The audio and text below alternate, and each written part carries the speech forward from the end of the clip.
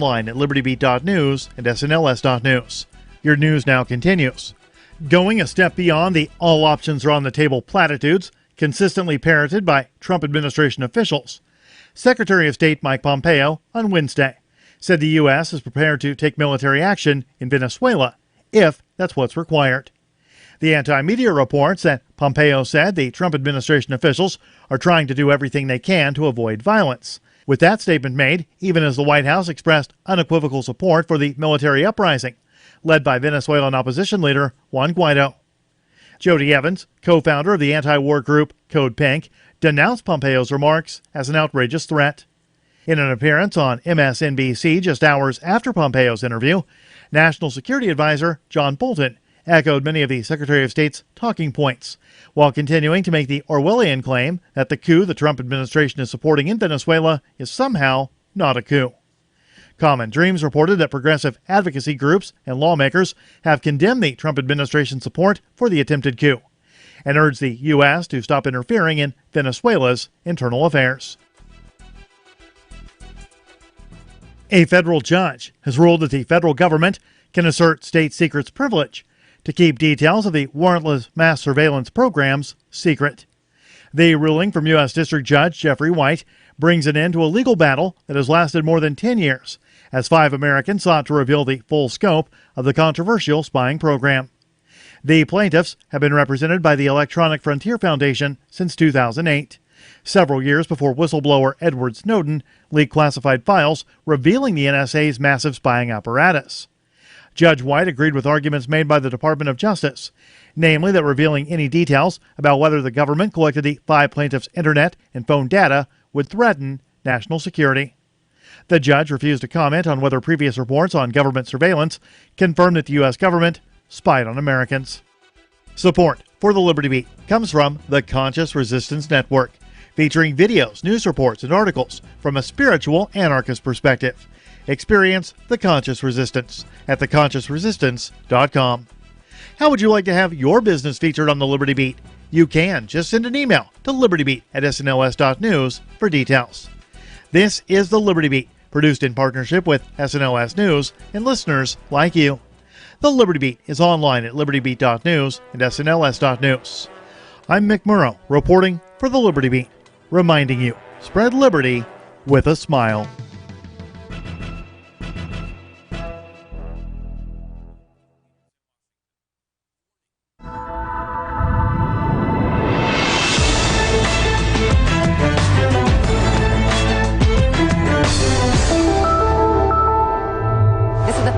I'm Brooke Alvarez. Our top story tonight, Congress has passed a bill naming incomprehensible shouting the official language of the United States. I'm sick and tired of listening to people who say that Americans should not know what to know, and that's not what it is and what the policy is. The red-blooded American is what we have in this day and age. Under the new law, public school classes will only be taught in incomprehensible shouting, and government agencies will no longer offer translators to non-shouting speakers.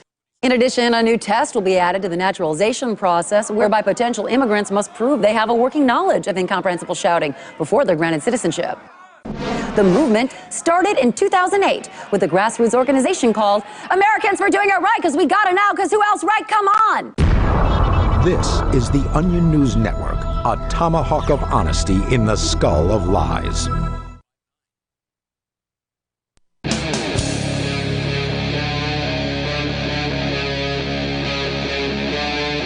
Free Talk Live.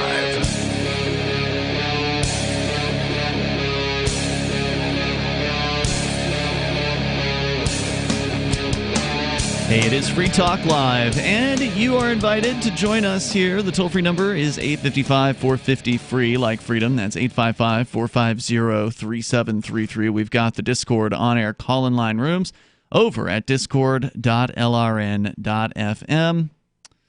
And, wow, breaking news here. Is that breaking? But I just saw it for the first time. With you tonight, by the way, it's Ian. And Vincent. We're expecting to be joined by Chris Wade here in just a few moments. But what I just saw for the first time, thanks to Sean in our Discord server over at discord.lrn.fm, he threw this one into the show prep chat room. And as a former editor of a newspaper, Vincent, somebody involved in the kind of the news business, you have your own website, shirefreemedia.com.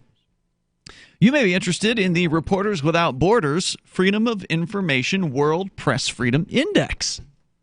Have you heard about this before? Yeah. I actually covered a report, an older report. I don't know if this is a new one. I covered one on on Radio Free Keene on Wednesday. That's your broadcast radio show that's not this show. Yes. Right. Yes.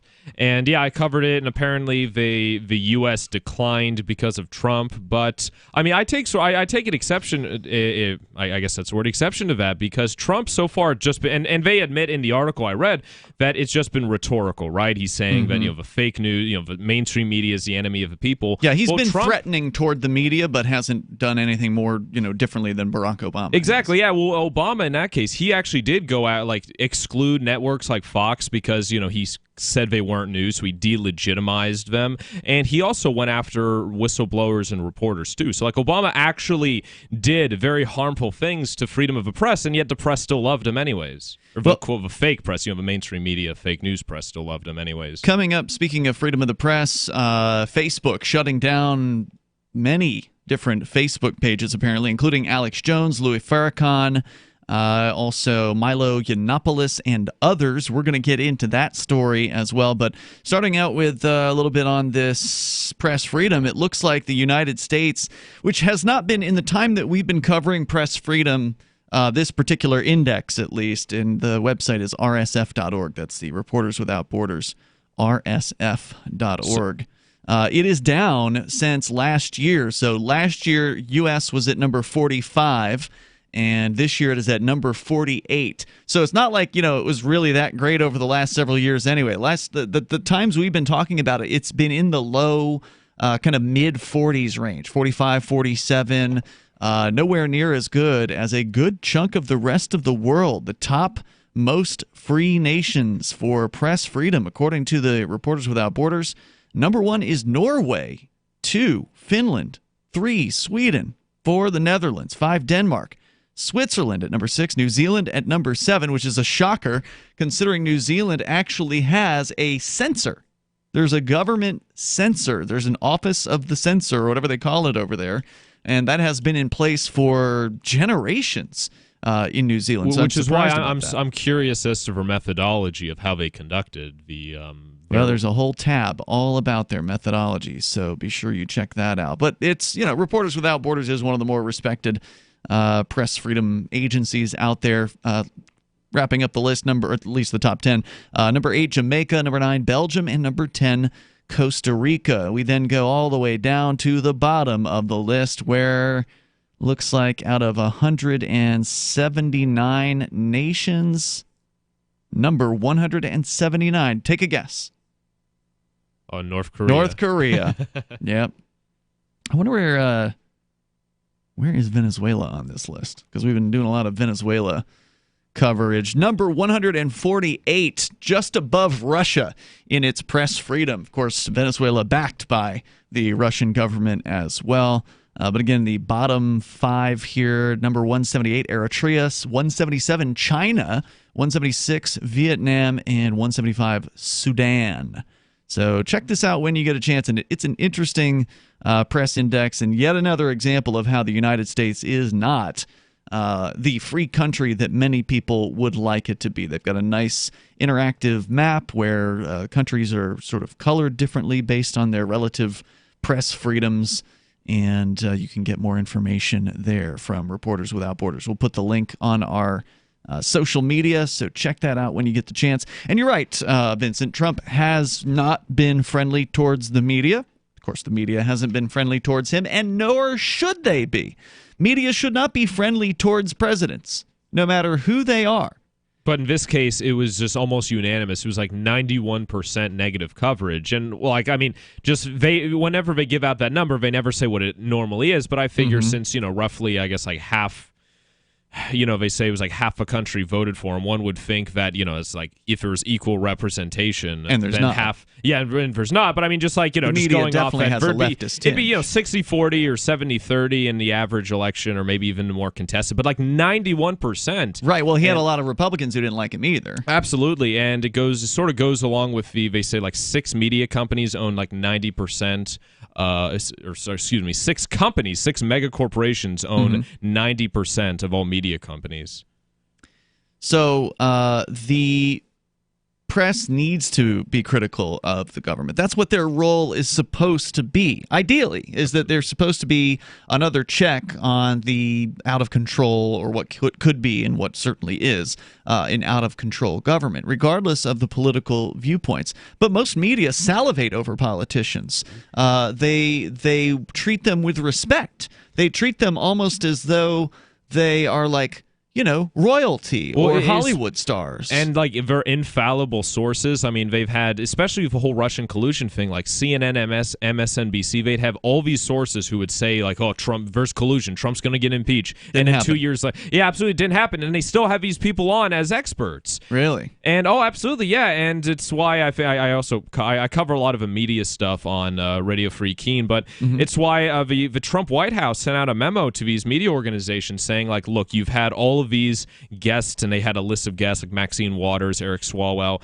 and they said, look, they've all been wrong. All of our predictions have been wrong, so we kindly ask that you stop giving them a platform. And it was obviously a publicity gimmick, but it's like, and I've experienced this in my own profession, my own short yet budding professional life. It's where people, they're told they have to behave themselves, right? They can't go after the government too hard, otherwise they'll lose access to government sources, and the government won't cooperate with them. When it's like, compromising for the truth, it's impossible. If you want to join the discussion here, maybe you work in media and you've got a viewpoint, or you're just an observer, you're welcome to jump in here. The toll-free number is 855-450-FREE. That's 855-450-3733. In a lot of cases, media seems more like they're interested in attacking other media, specifically Alex Jones, for instance, rather than actually questioning the status quo or politicians or whatever. And we're going to get into the story here about Facebook targeting Jones and several others. But, one of my critiques of media has always been their lapdog attitude towards the government. That, they may enjoy watching the primary spectacle of politicians attacking one another. Certainly that makes for entertaining television in some instances. But for the most part, once a political person is in office, once they've received the nomination, they're very deferent towards them. They're very worshipful towards them. Frequently you'll see, like, for instance, with when Trump or Obama or whichever person is getting the presidency next, they have that inauguration day where they swear them in. And it's almost like watching like a Hollywood awards ceremony or a coronation. Where they're talking about, oh, doesn't she just look ravishing in that dress? Where did she get that dress? Is that a Versace dress? My God, she looks splendid. Talking about like the first lady or whatever, and just so worshipful towards these people. Wouldn't it be nice if we actually had a media that looked down their nose at politicians and treated them like the dirt, trash, garbage human beings that they actually are, the sociopaths that they actually are? Chris Wade joining us. Welcome. Hi. So coming up, you can join us here as well. The toll-free number is 855-450-FREE. That's 855-450-3733. Whether it's press freedom or the Facebook bans that, they just keep coming out with new bans. This is just the latest list. And we'll get into it coming up here. You can share your thoughts as well. Join us here on Free Talk Live. Don't you hate that feeling in the pit of your stomach when the police pull you over? Most people have no idea how to handle it properly, and they promptly get fed into the municipal fee-generating meat grinder. Or maybe you recall that feeling you get when you go to the mailbox and see one or more letters from the IRS. You get a sense of impending doom, don't you? So let me ask you, if you could learn how to use the law to beat the IRS, traffic tickets, almost any courtroom scenario, collectors, credit card debt, and even mortgage debt because of fraud perpetrated against you, would that be worth knowing about? Don't laugh. Investigate. Check out the life-changing benefits of the Lighthouse Law Club at their website, lighthouselaw.club. That's lighthouselaw.club. And while you're at it, visit the Lighthouse Law Club YouTube channel. You might be in for a pleasant surprise. Are you concerned that the values that made America great are no longer taught in schools? Well, I am, so I got my son the Tuttle Twins children's book series. My name is Jack, and I'm 11, and I just finished the Tuttle Twins series. It taught me about liberty, free market economics, and entrepreneurship. Give all the young people in your life a chance at reason and clear thought, because they're not going to get it at school. There are 9 books in the series, and each one teaches a set of ideas that children aren't getting elsewhere. Go to TuttleTwins.com and use coupon code FTL to get 40% off. That's TuttleTwins.com. Bitcoin.com is delighted to announce their latest partnership with the gift card specialists at eGifter. With many of the world's leading brands on their roster, it is now easier than ever to get the gift cards of your favorite brands with Bitcoin Cash. To get started, just follow these simple steps. Visit giftcards.bitcoin.com, pick the gift card you want, follow the instructions on your screen, and make your payment using your Bitcoin Cash wallet. Sit tight and your gift card will be delivered to you as soon as it's ready. That's giftcards.bitcoin.com. Free Talk Live. Wire 47 plus nations going down and blockading what is called the South Pole. Where did you hear this? Look it up, mate. Okay, I'm looking Where right you now. do But your research. well, no. See, when somebody calls in and makes a claim, they should be able to back that claim. So if you're telling me that's happening, then I'd like to see some sort of proof of that. Now, a quick Google search for South Pole blockade. Oh, you trust Google, do you? Okay, well, what search engine should I use?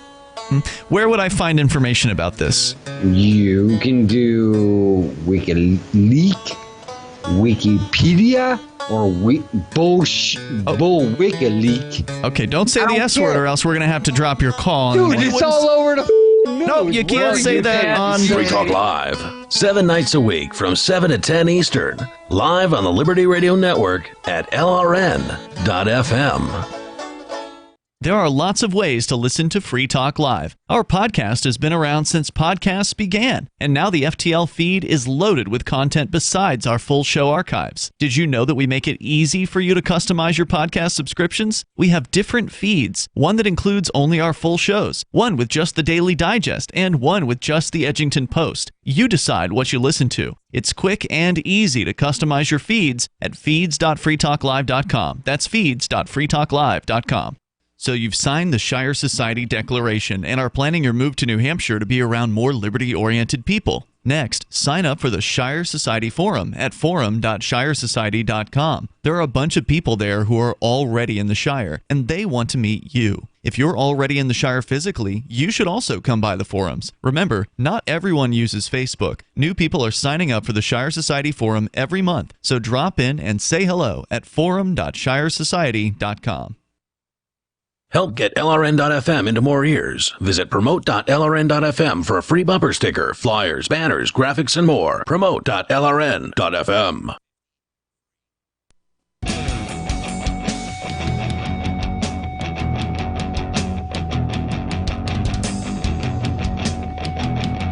It's Free Talk Live. You dial toll free, bring up whatever's on your mind. Our number is 855-450-FREE like freedom. That's 855-450-3733. We have the Discord on-air call-in line rooms.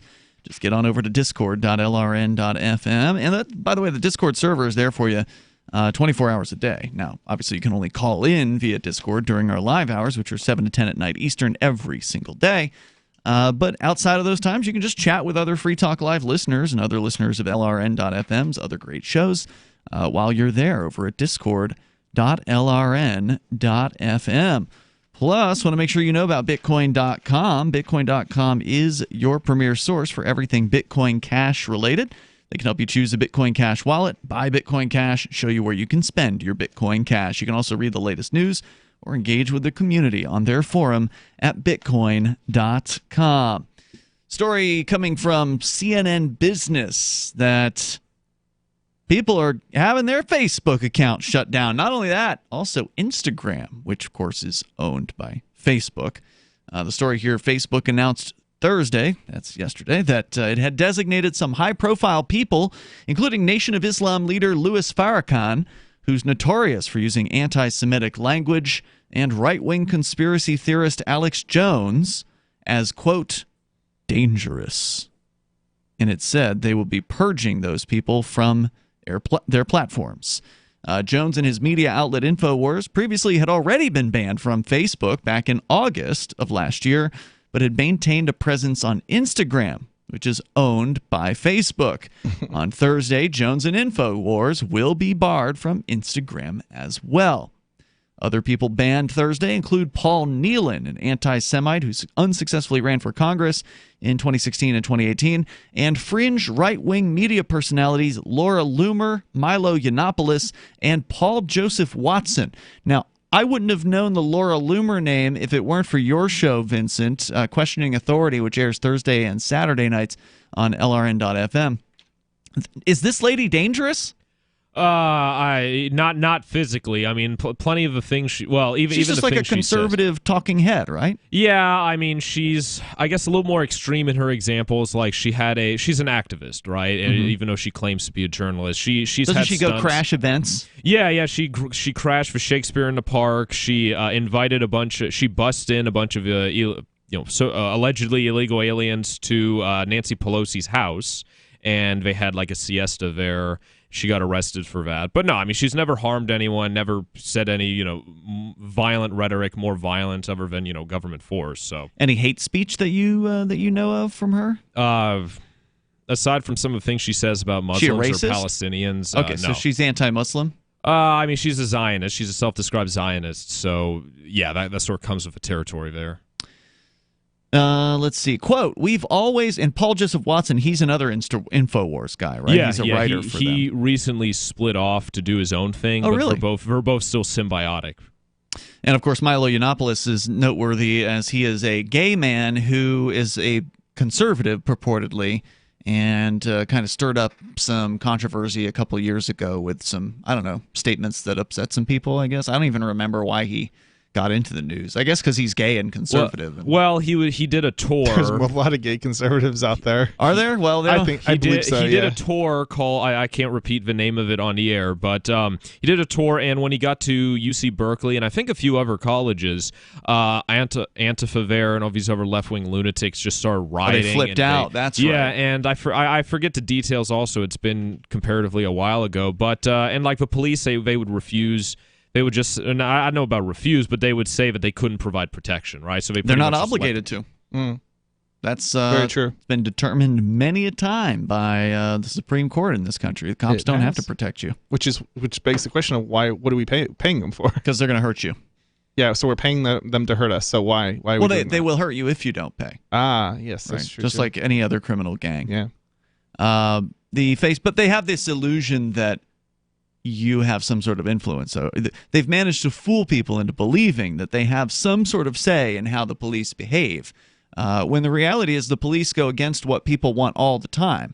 The cops will say that, we're just following the law. We're just doing what we're told to do. It's just our job. We're following the law, which, of course, they don't even know many of the laws because, how could you? How could you? How could anyone know that? But you know what? They know that they're not following the law most of the time. I think they're just making stuff up, and they know it. Right. So, I mean, it's a means of putting pressure on you to do whatever they demand, basically, whether it's legal or not. Right. And whenever it is you want the law to change, like in the case of cannabis laws here in New Hampshire or in many places, it's the cops who come out and lobby against it. So it's not like the cops are just quietly sitting there just following and enforcing whatever laws pass. No, they're coming and on taxpayer dollars being paid to go to the State House to testify against anything that would lower their power. If there's not enough bad people out there, what are we paying them for? And so they have to create bad people, basically, is their perspective. There aren't even that many bad people. Like here in New Hampshire. There aren't, but they still have to create that fiction in order to have a job and to maintain their job. They actually, there's another headline today that the governor in New Hampshire didn't sign. He vetoed the death penalty repeal. Now, there's enough power to get that overwritten, right? There should be enough. There was initially they have to re-vote on it if they're going to override. Yeah. But the initial votes did have override-proof majorities. Okay. Or veto-proof majority, so they have enough to override the veto. But they still have to go through that process of overriding. So hopefully they'll be able to do that. But of course, they actually had the governor do the veto. According to the article, he went to a building that was named after the police officer who was killed by the one man in New Hampshire who's on death row. There's only one guy. Right. And he killed a cop, allegedly, apparently. And so they named some building after that guy. When the governor went to go and veto this, he made a special trip to that building to sign the veto in that man's building that was, named in the honor of this dead cop.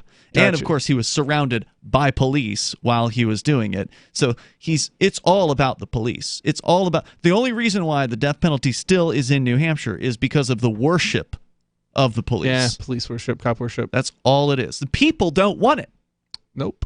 I mean, if you've got veto-proof majorities of both the House and the Senate voting for a thing, and the governor's going against it, it's the cops.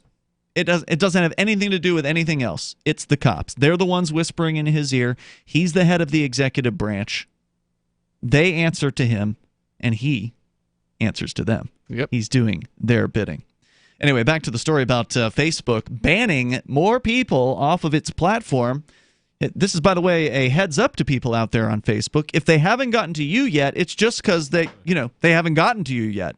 You're not big enough. Or you haven't said anything that they dislike. Well, if you're small enough and you've said something they dislike, it's probably not going on, across their radar. If there aren't people reporting you. That might be, but there's also a lot of people who are getting smacked down even without getting kicked off the platform. So, getting temporary suspensions and things like that. Suspensions and things like that. And there's a lot of people out there like that. It's not a small crowd. So, yeah, I mean, I don't know why somebody would even stay on Facebook even after they've been, basically beaten up by Facebook in the past. I'm surprised actually by the number of people who are saying they're getting off of Facebook. It seems like it's increasing. Definitely increasing. People that I know who are always on it. But there's still a lot of apologists, Facebook apologists. Oh, of course. I bet none of them will call in, though. The toll-free number here is 855-450-FREE. That's 855-450-3733. You can take control of the airwaves here. This is Free Talk Live. Fellow Patriots, my name is Todd Savage, founder of BlackRifleRealEstate.com. Like you, I was a prisoner of the alt-left sanctuary state until one day I chose to lead my family to freedom. Today we live on a sustainable 20-acre homestead where we shoot, hunt, garden, and homeschool our children without the tyranny of the nanny state looking over us. If you're ready to flee the city to the freedom of Idaho or Montana, our Black Rifle Real Estate team is here to help. Go to BlackRifleRealEstate.com. That's BlackRifleRealEstate.com. The United States of Empire is a book that claims the United States is the empire of the world. George Washington had warned us against foreign wars. The United States of Empire shows that World Wars I and II left England broken. Its former colony, the U.S., had to save the empire. Was there ever a vote? Who do we fight for? The deep state began with World War I. The United States of Empire by James Dunn. Available at Amazon Books. Would you like to hang out with Penn Jillette? He's keynoting Freedom Fest this year. I, for one, am thrilled. Freedom Fest is the largest liberty-oriented gathering in the world. They take a Big Ten approach with libertarians, conservatives, liberals, anarchists, and just open-minded people mingling together to hear real debates, share real solutions, and converse freely. This year's theme is the Wild West, a time of liberty and opportunity, or a time of anarchy and violence. Maybe both. Go to freedomfest.com/FTL and get your tickets now. freedomfest.com/FTL. Not convinced yet? Hey, I understand. It's a high-end event, even with coupon code FTLEB. Sure, you're likely to receive investment advice that'll make that sum seem paltry, but I have something special for you. Go to freedomfest.com/FTL and you'll get the 5 best speeches from last year for free. Call it a test drive. Do yourself a favor and go to freedomfest.com/FTL. freedomfest.com/FTL. Use coupon code FTLEB for a discount. The new 4th edition of Healing Our World, The Compassion of Libertarianism, will take your understanding of liberty to a deeper level and has over 1,300 updated references, new cartoons, and a foreword by Dr. Ron Paul. With discounts for multiple book purchases, the 4th edition of Healing Our World is a great gift for the liberals, pragmatists, environmentalists, and Christians in your life who think libertarianism is cold-hearted. Get yours today at healing.freetalklive.com and use promo code FTL for a $5 discount. LRN.FM now has a Discord. Discord is a free text and voice chat platform, and we now have our own server with a bunch of channels at discord.lrn.fm. You can join other listeners as they chat about various things during our live shows or anytime, day or night. Discord software is available cross-platform, so you can have it on whatever device you want and take your chats anywhere. Join our Discord at discord.lrn.fm. That's discord.lrn.fm. Is spreading the message of liberty, cryptocurrency, and peace around the globe worth $2 per month to you? As you may already know, in addition to our internet feed, LRN.FM broadcasts on free-to-air satellite across North and Central America, as well as Sub-Saharan Africa. And we've been available on satellite for free 24/7 since 2010. The LRN.FM free-to-air satellite signal is reaching some of the most oppressive regimes in the world, and there's no doubt our ideas are making an impact. You can learn more about the channel's impact by watching the 3-minute video at fund.lrn.fm. If you'd like to help free minds globally with our ideas of liberty, cryptocurrency, and peace, you can donate as little as $2 per month via fund.lrn.fm. You can help us continue and expand our satellite broadcast to multiple continents. Visit fund.lrn.fm today, and thank you for your help. Don't forget to share the link on social media. That's fund.lrn.fm. Some of our live shows are streamed in HD on Twitch. Please follow and share at twitch.lrn.fm. That's twitch.lrn.fm.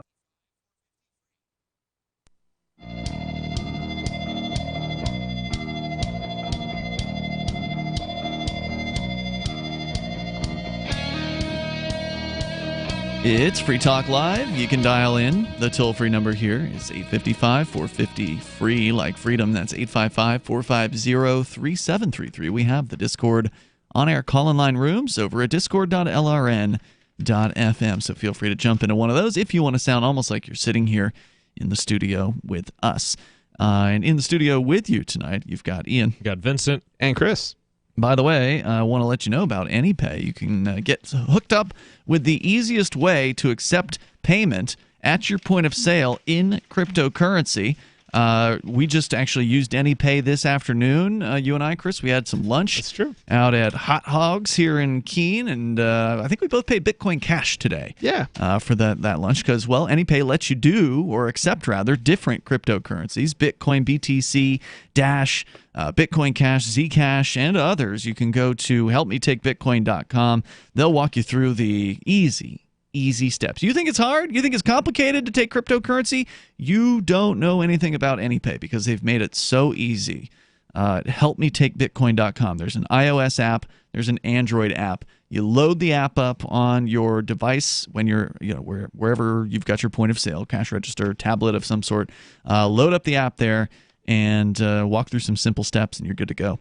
Helpmetakebitcoin.com. That's helpmetakebitcoin.com. As we continue talking about the latest Facebook bans, taking out Alex Jones and InfoWars, Laura Loomer, Milo Yiannopoulos, Paul Joseph Watson, Louis Farrakhan. So not just the right wing, but also, I think you could argue Farrakhan's probably on the left wing, but I don't know. Well, I think I feel that it's like chicken feed that they gave in. They sort of threw a bone to the right wing, so they can't just say it was totally Maybe Farrakhan's biased. a right winger. I mean, I don't know. They mentioned it. It said because he was anti-Semitic. He's regularly makes what they say is anti-Semitic comments, and so I think he was just added in. He was collateral damage. That's what they call it, because Obama was a fan of Louis Farrakhan. He's been a darling. He's been protected until now. Really? So they sort of threw him under the bus just to get to Jones. I don't think they would have had to have done that. But going on here, the process, they say, this is Facebook's spokesbureaucrat saying, quote, "The process for evaluating potential violators is extensive, and it is what led us to our decision to remove these accounts today. We have always banned individuals or organizations that promote or engage in violence and hate, regardless of ideology," said Facebook. The spokesperson told CNN Business the company goes through a lengthy process and takes into consideration a number of factors before determining an individual to be, quote, dangerous. The Facebook spokesperson said factors include whether the person or organization has ever called for violence against individuals based on race, ethnicity, or national origin. So is it okay to call for violence just because you want to see somebody get hurt? If it's a problem to call for, it's a problem to call for violence because you don't like the person's skin color, okay. But it's okay for somebody to say, hurt this person because I don't like them as an individual? I can't imagine they would stand for that either. Or would they?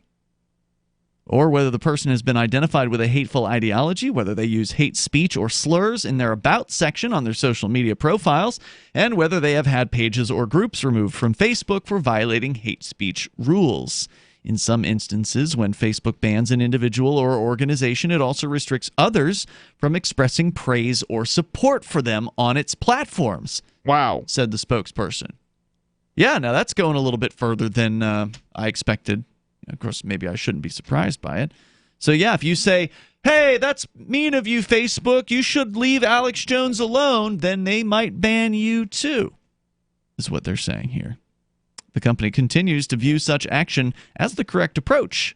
Their policy may not apply to any or all of the people banned Thursday.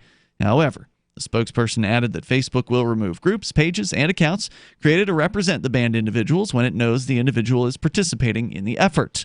Some of the individuals who are designated as dangerous responded to the ban on their accounts in the brief period between when Facebook announced the ban and when Facebook scrubbed their accounts. You know, the thing that I think here is dangerous is Facebook. It's not, and it's not just Facebook explicitly. Now, but why are they dangerous? They're just a website. It's a centralized organization that basically has a role as a government, or are playing a role as a government and deciding who can say what. Well, shouldn't they be able to govern their platform? What's wrong with that?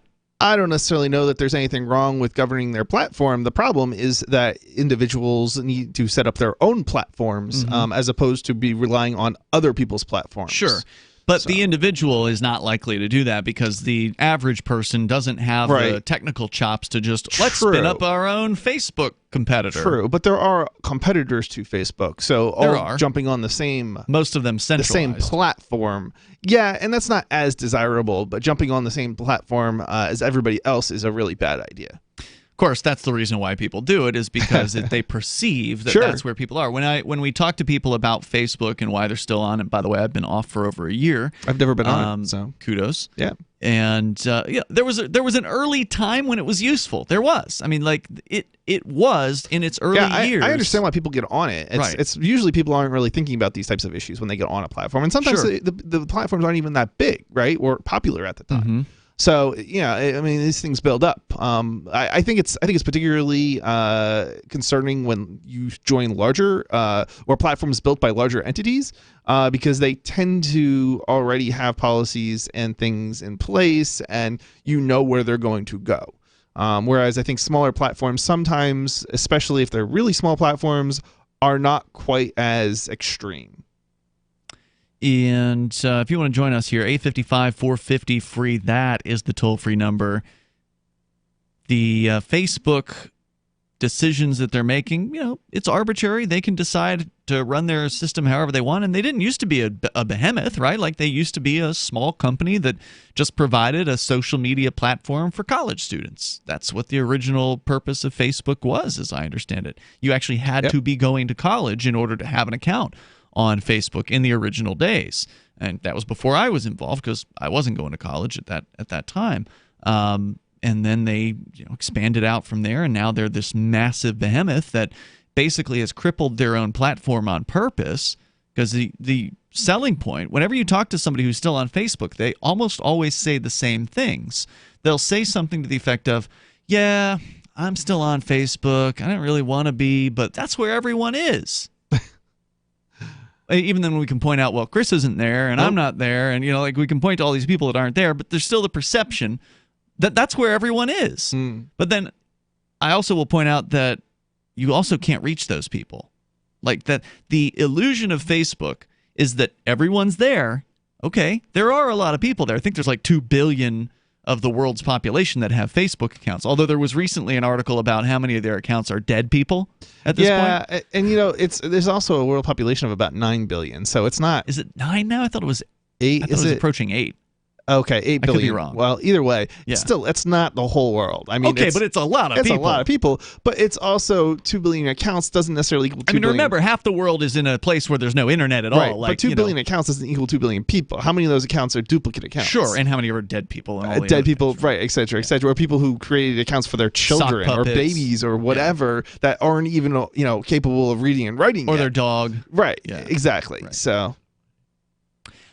So Anyway, the point is, these people have these excuses for why they're on Facebook, and it's fine. If you're enjoying it, then have at it. I wouldn't tell you not to do something that you enjoy. But a lot of people seem like they don't really enjoy it, and they're just there out of an obligation. They're there because they've been there, and I understand this because I've been in this place myself. They're there because they've been there. They feel like everybody else is there, and so they feel like they have to continue. Well, it also sort of becomes an addiction with how people behave around it. Like, they want the dopamine for clicks. They want the attention. The likes. Absolutely. And they've had former Facebook employees say that they're ashamed of themselves for working on it because they've designed it to be addictive. Absolutely, yeah. Right.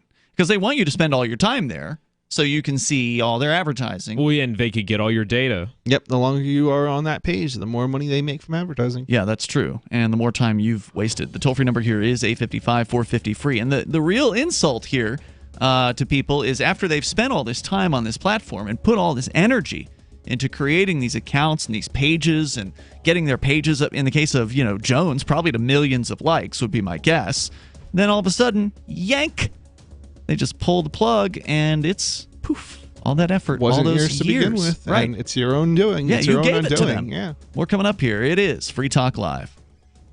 Would you like to hang out with Penn Jillette? He's keynoting Freedom Fest this year. I, for one, am thrilled. Freedom Fest is the largest liberty-oriented gathering in the world. They take a Big Ten approach with libertarians, conservatives, liberals, anarchists, capitalists, and just open-minded people mingling together to hear real debates, share real solutions, and converse freely. This year's theme is the Wild West, a time of liberty and opportunity, or a time of anarchy and violence. Maybe both. Go to freedomfest.com/FTL and get your tickets now. freedomfest.com/FTL. Not convinced yet? Hey, I understand. It's a high-end event. Even with coupon code FTL50. Sure, you're likely to receive investment advice that'll make that sum seem paltry, but I have something special for you. Go to freedomfest.com/FTL and you'll get the 5 best speeches from last year for free. Call it a test drive. Do yourself a favor and go to freedomfest.com/FTL. freedomfest.com/FTL. Use coupon code FTL50 for a discount. Jake was in big trouble with the IRS. He owed how much? $92,000. Ouch. The IRS left no room for Jake to breathe. They put a lien on my house, took all the money out of my bank account, took money out of my paychecks.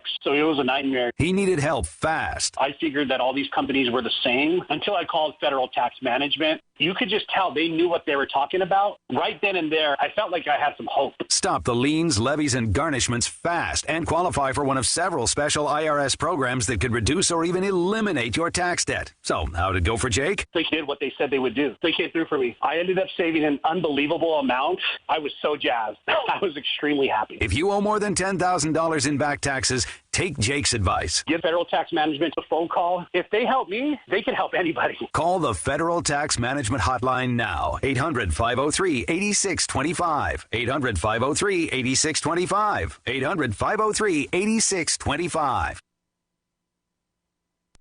I've been told no in many different ways. I give you an order and you're going to obey it. George, you can go this way. You can do that and you have to leave here. You cannot bring signs into the rally. Walk with me. Well, I'm comfortable here, actually. Whoa, hey, who do you think you are? Excuse me. There is no video and audio allowed in this office. No, I have work today. This is... You ain't gonna make it. Wait on account. Now. Wait a minute. Whoa. Hey! Oh my God! Unbelievable! Why are you running from me? Because you scared me. What am I being detained for? You're being served. What is this? You're being served. What is this? Bureaucrats have a funny way of telling people no. That's the sound of the men working on the chain. Derek J's Victimless Crime Spree. Watch it for free and order the Director's Cut DVD at victimlesscrimespree.com. The LRN.FM social media channels have been revamped. We've eliminated Facebook and focused on other platforms like Twitter and Mastodon, the decentralized alternative to Twitter. On our accounts, you'll find posts from multiple LRN.FM show hosts together in one place. Follow us on Twitter at twitter.lrn.fm, or better yet, move to the decentralized Mastodon social media platform at toot.lrn.fm, toot.lrn.fm. I think you'll like it. Cell 411 is a free app for Android and iOS that replaces government-controlled 911. Cell 411 allows you to preset a group of friends or private organizations to show up at any emergency. Cell 411 is a nightmare for the state because it proves their so-called services aren't needed. Cell 411 has had thousands of installs, and of course it's covered by the BIPCOT no government license. Cell 411 because your friends won't shoot you when you're in trouble. Without the government, who would build the emergency services? You and Cell 411. Get it today at getcell411.com.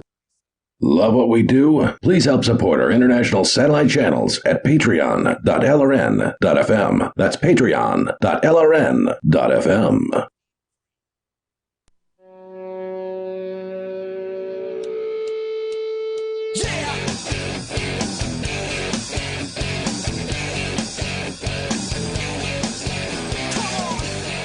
Hey, it's Free Talk Live. You're invited here. We're talking about Facebook targeting more accounts for deletion. Not just a, temporary ban or suspension, but, they're wiping people out. And it's their platform. They can do what they want. They built it. They can destroy it. They can destroy your account. It's not your account. Well, no, it's severe, sometimes platform and sometimes publishing. I want to get into that. That's a related story that you've got coming up here. By the way, with you tonight, it's Ian. It's Vincent. And Chris. And thanks to Nick C., who is a Free Talk Live amplifier over at amp.freetalklive.com. Nick C. giving $5 a month to Free Talk Live's AMP program. AMP stands for Advertise, Market, and Promote. And it's a way for you to back up what we do here on Free Talk Live. You like the fact that we're on almost 200 stations. We are within just a few stations from 200. If you appreciate that and you want us to see 200, 300, 400, it can happen. It just takes marketing. It takes time. It takes money. And the AMP program helps make that happen. Go to amp.freetalklive.com. You can help us there, and you'll get some cool perks like access to the AMP-only call-in lines, the AMP-only, there's supporters-only chat rooms on our Discord servers. There's an AMP-only Facebook group for those of you still there. I'm not in it anymore. It was one of the last reasons why I was still on Facebook was, my amplifiers, I don't want to walk away from the AMP group. I have to be here for this. And eventually I was just like, screw it. They can find me on 5 other platforms Yeah, I if was they going want to to say, talk. is there another platform that they can join and participate in the AMP on? Well, there's the Discord server. So Discord has supporters-only chat rooms, which it's technically it's open to amplifiers, Twitch supporters, and Patreon. So basically, anybody who throws in a few bucks a month towards one of the other different fundraising methods that we have. And there's like a special AMP-only tag. There's like an amplifier tag for your user profile on Discord. And at this time, I can't justify putting anything for AMP-only on the forum just because the forum is so it's barely used at all anyway. There's no point in having a separate area, right. which will be even less used than the already disused forum. As much as I love the forum, it's hard to get people off these social media platforms to try something new, or in this case, like forums are kind of an old idea, but in our case, our forum is a sort of a newer iteration of it. You've used it before. Oh yeah, I posted something. You seem to like it, yeah. Yeah, I'm a fan in a sense. It's what I think it is. I think there's not enough tie-in with instant messaging platforms. I wish it'd be nice if you could tie it in somehow, so like you could see the messages without actually having to open up the forum. And I see what you're saying. You yeah, know? Wouldn't that be kind of neat? I know that it has like an API and it has webhooks, and so it's got these things that could be used for that purpose. There may actually be what you're talking about. Yeah. We may just not have that plugin. And it would be nice because then all the things that were posted are getting archived where other people can see them, and Right. they're And see, organized. Oh, hey, yeah, there's all these people in New Hampshire or whatever it is, or on FTL or whatever it is that you're trying to promote. I bet you we could, like, for instance, there's the website IFTTT, which is if this then that. It's got a lot of integrations where you can have, like, if a thing happens on this one site, so like the forum, then post a message on, say, a Telegram or on Mastodon or on, whatever. So there would be a way to do sort of like a notice of, hey, there's a new post over here into a chat group. So I'm pretty sure that can be done, but it's not something that a user can just flip on automatically. It's not Right. probably like easy to do at this point. But anyway, check it out when you get the chance over on our forum at forum.freetalklive.com. And if you want to help us out big time, please become an amplifier at ampamp.freetalklive.com. If the forum got so popular to where amplifiers were demanding an amp-only forum, I could make it in 2 minutes. Right, it wouldn't right. be hard to do. So if it ever gets to that point, that would be wonderful. So we've been talking about Facebook targeting different people and people of sort of divergent beliefs, but Facebook says they're hateful people and they're, quote, dangerous. So they're taking out their accounts, and that, of course, has led to just sort of an overarching conversation about Facebook and alternatives to it. If you want to comment here, maybe you found something that's pretty good that you've been using instead of Facebook that is maybe more decentralized that we don't know about. Like, we want to know about it. We know about Mastodon, and we like it. Right. That's more of like a competitor to Twitter, though, than it is to Facebook. So it's social media in that you can share your thoughts, you can share a link, you can tag somebody in the thing that you share so they can know that you've mentioned them. And so it's got those basics to it, and it does a really good job of copying what Twitter does without being centrally managed. But for people that want to have groups or whatever, I would say it's probably better to have different apps rather than have everything try one site trying to do everything. Have your social media, your posts be on Mastodon. And then if you want to have more of like a group atmosphere, go on to a forum where the people who are interested in the things that you're talking about are there. And then, different forums can be running different software, and that means that there's competition out there for the different types of software rather than this massive mega corporation, Facebook, that gives you this honestly crappy experience. One of my longest complaints about Facebook, even when I was a regular user, was that their groups suck. I mean, if you've ever been on, you've never been on it, but if you've ever been on one of their groups, the search feature is terrible.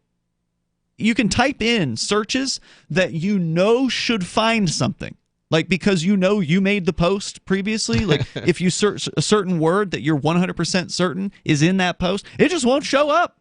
It's in the database. It's in the group. If you scroll down long enough, if you knew like what date it was and you scroll down to get to that date, you'd find the post. But it doesn't show up in search. And of course, unlike a forum where you can move posts from one sub-forum to another. So like if you're on the Free Talk Live forum over at forum.freetalklive.com, it's part of the larger Shire forums. And so there's other forums subject. So like the Forkfest forum is on the same place.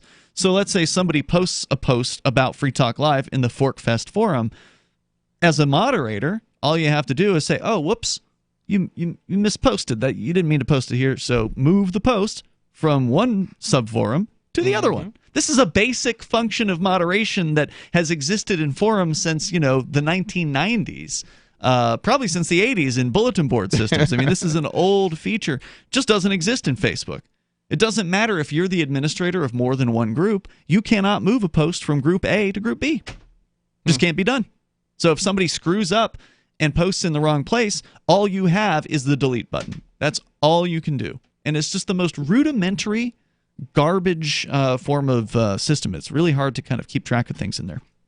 Anyway, let's go to Sarah. She's in New Mexico, and then we can come back to more on Facebook banning people. Sarah, you're on Free Talk Live. Go ahead. Yes, so here in New Mexico, we have this thing called a brain drain. Brain drain? Yeah, brain drain, because they get educated here. I think they get college educated, and then they all leave out of our state. Okay. So because, for one thing, there's the good jobs are all in other states that pay more. There's very few jobs where they could make a lot of money here and use their education. But what's the cost of living like? Cost of living is it high? Reasonable. No, it's Don't very ask low. her. It's She's very- on welfare. How would she know? That's a good point. It's reasonable when you're getting free money. Yeah. I mean, there's no cost to your living, Sarah. Doesn't the government pay for, like, your house, your food? What else?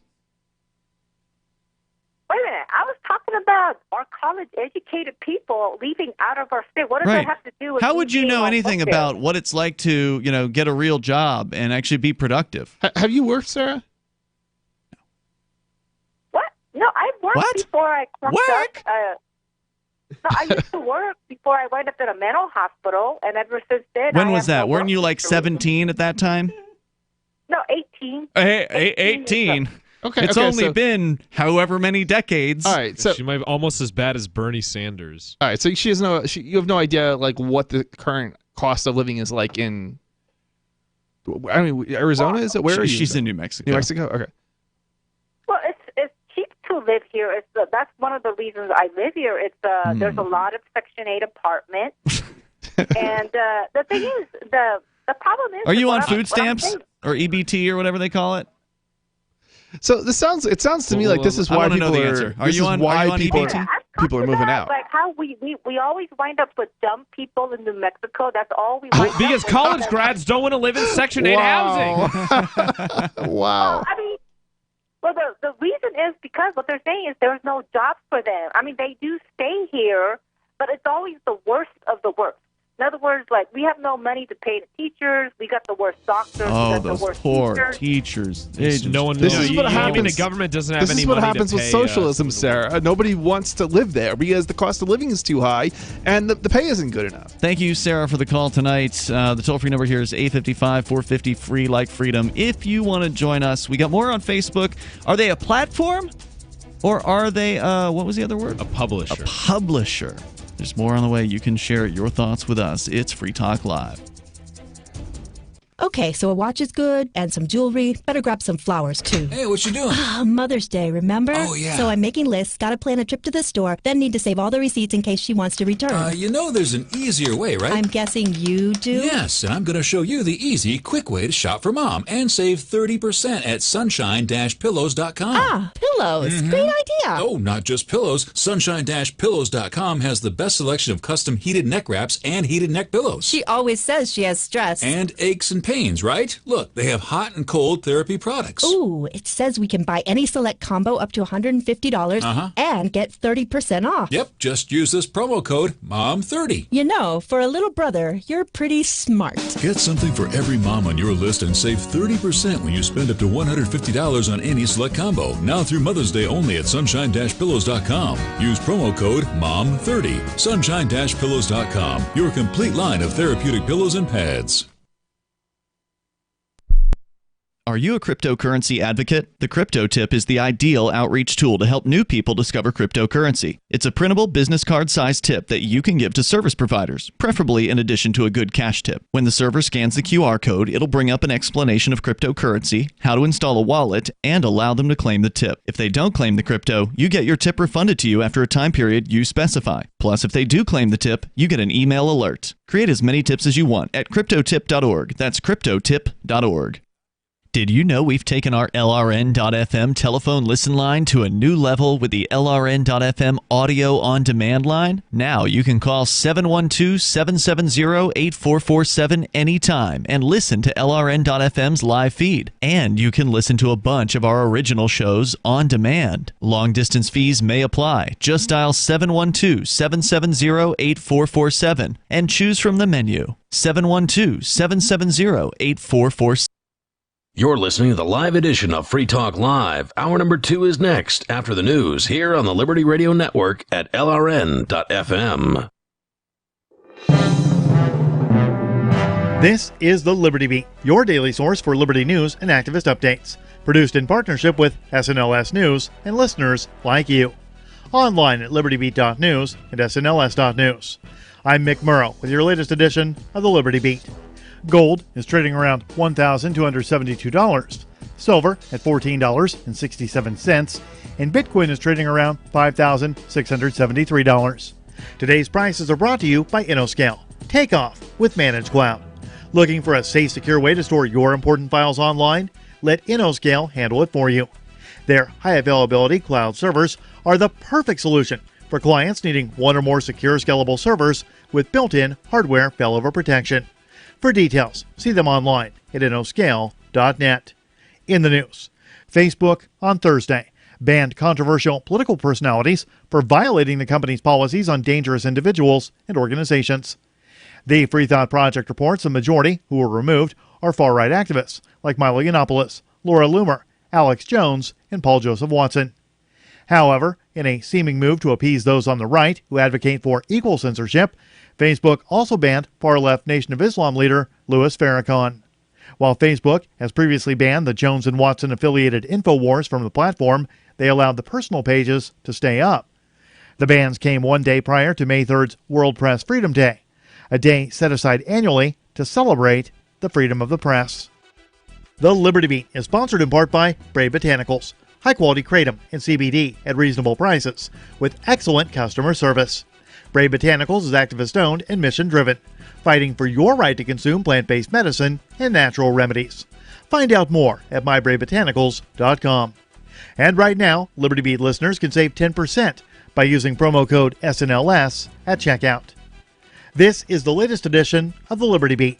Find us online at libertybeat.news and snls.news. Your news now continues. As the United States continues its longest war in Afghanistan, the U.S. military has elected to stop releasing information often used to measure progress, citing uncertainty in the way the data is produced, which have resulted in subjective underlying assessments. The Mind Unleashed reports that in remarks to reporters last week, John Sopko, the Special Inspector General, criticized what he called a trend toward less openness by the military authorities, who are advising, training, and assisting Afghan security forces. The move comes amid a stalemate within the Trump administration, as the Pentagon has proposed sending nearly 4,000 more U.S. troops into the conflict, which many in the White House oppose. Some in the White House have even proposed withdrawing completely or handing over the American effort to private security contractors. As the Associated Press notes, the decision to restrict battlefield information is but the most recent step in a trend of less transparency about the war in recent years, often at the insistence of the Afghan government, which has, in previous instances, stopped the U.S. military from disclosing how many Afghans had been killed in battle, and the overall attrition within the Afghan army. Several Jewish American activists were beaten and forcefully detained by the Israeli army alongside Palestinian and Israeli activists on Friday morning, while working to repair a road linking Palestinian villages in the South Hebron Hills. The anti-media reports those forced to the ground and dragged into military vehicles included several who appear to be rabbis and several elderly members of the group. The activists were part of a delegation of 42 Jews from the U.S. and Canada who were on a 2-week tour of the West Bank organized by the U.S.-based Center for Jewish Nonviolence to promote Jewish and Palestinian coexistence and to resist the ongoing Israeli military occupation. On Friday morning, the group was participating in a road rehabilitation project alongside Palestinian activists and members of local village councils, and activists from All That's Left, an Israeli anti-occupation campaign group. After less than an hour, Israeli military and border control agents arrived on the scene, encircling the group and blocking entry and exit to the road. Support for the Liberty Beat comes from the Conscious Resistance Network, featuring videos, news reports, and articles from a spiritual anarchist perspective. Experience the Conscious Resistance at theconsciousresistance.com. How would you like to have your business featured on the Liberty Beat? You can just send an email to libertybeat@snls.news for details. This is the Liberty Beat, produced in partnership with SNLS News and listeners like you. The Liberty Beat is online at libertybeat.news and snls.news. I'm Mick Murrow, reporting for the Liberty Beat, reminding you, spread liberty with a smile. Images of destruction are flooding in, and the worst isn't over. Experts warn that Hurricane Ashley could strike as many as 8 bars throughout the day. Her Cinco de Mayo plans, combined with all the recent drama with Scott, have created perfect conditions for Hurricane Ashley to cause a lot of damage this afternoon and well into the evening. Here's a look at Ashley's path of destruction so far. At 11 a.m., she landed on Foster Street, moving from O'Murphy's to the Blue Iguana, hitting the place that does the mini pizzas the hardest. And she's expected to merge with other high-pressure systems, including BFFs Jessica and Christy, within the next hour. Forecasters predict that some areas could see all 3 grown women obnoxiously shouting, wearing sombreros and fake mustaches as early as 5 p.m. The whirlwind might not die down until close to 2:30 a.m. when she's expected to be kicked out of a reggae bar called the Lion's Den for saying something racist. Our thoughts are with everyone in her path. This is the Onion News Network.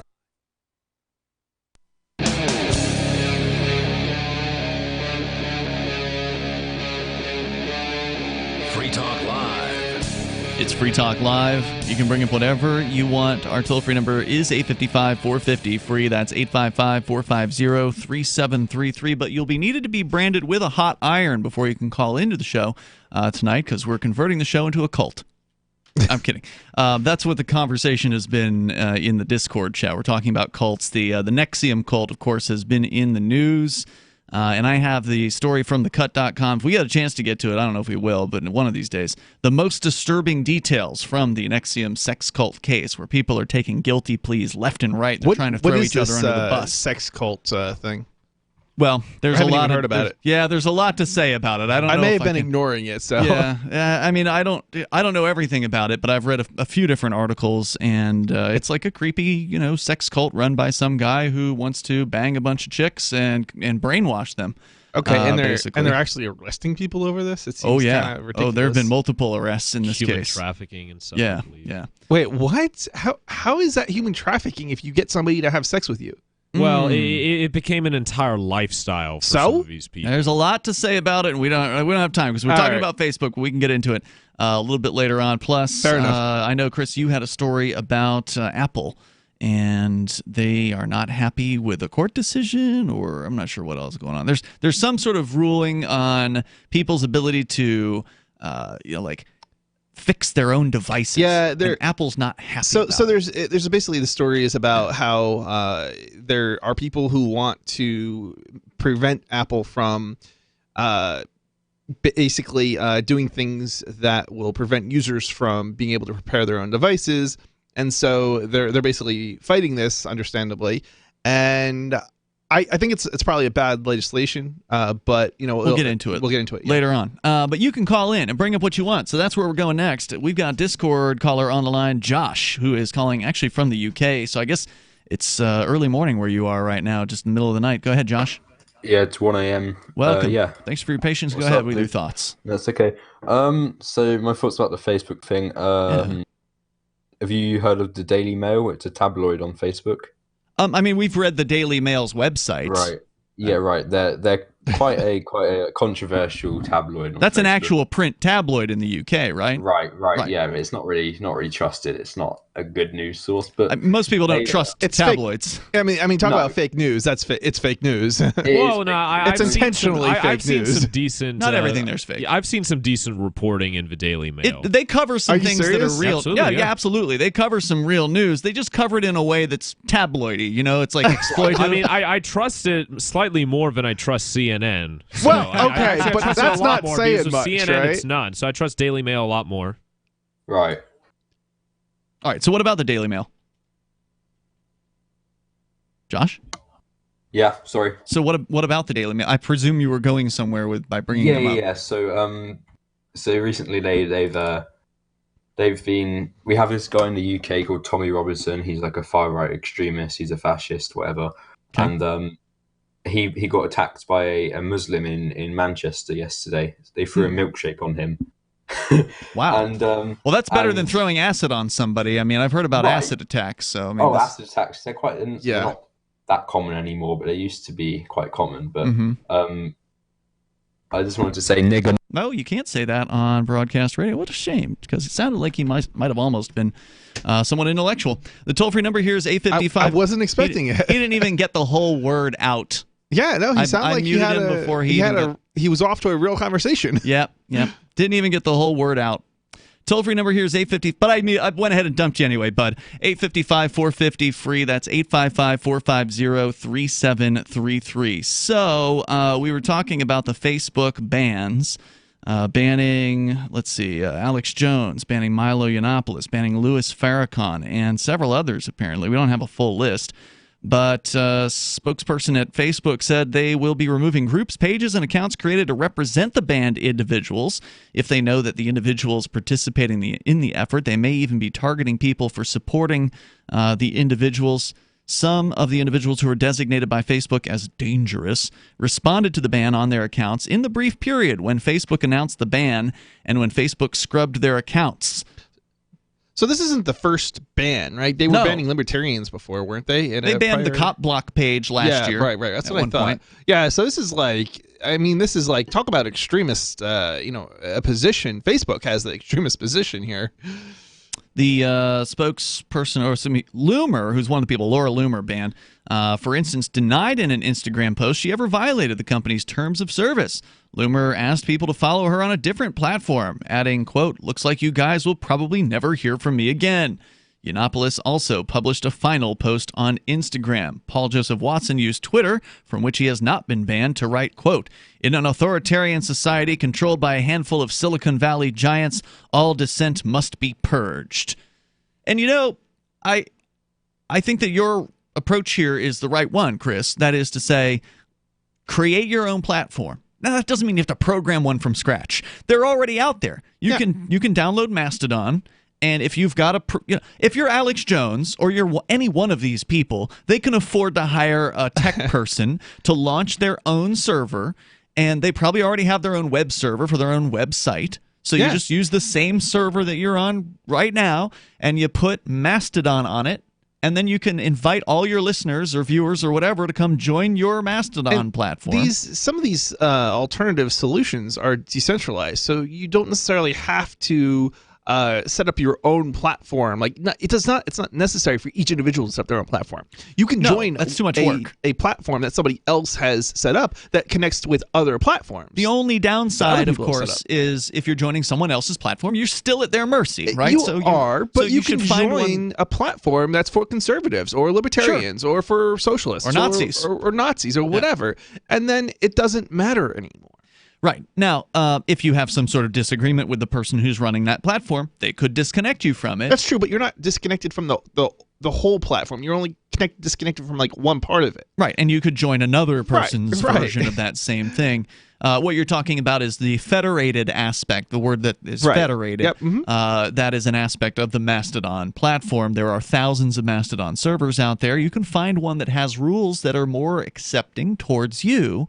So like the standard Mastodon server, if you were to go check out Mastodon and sign up for a server, they kind of give you their default one. Yeah.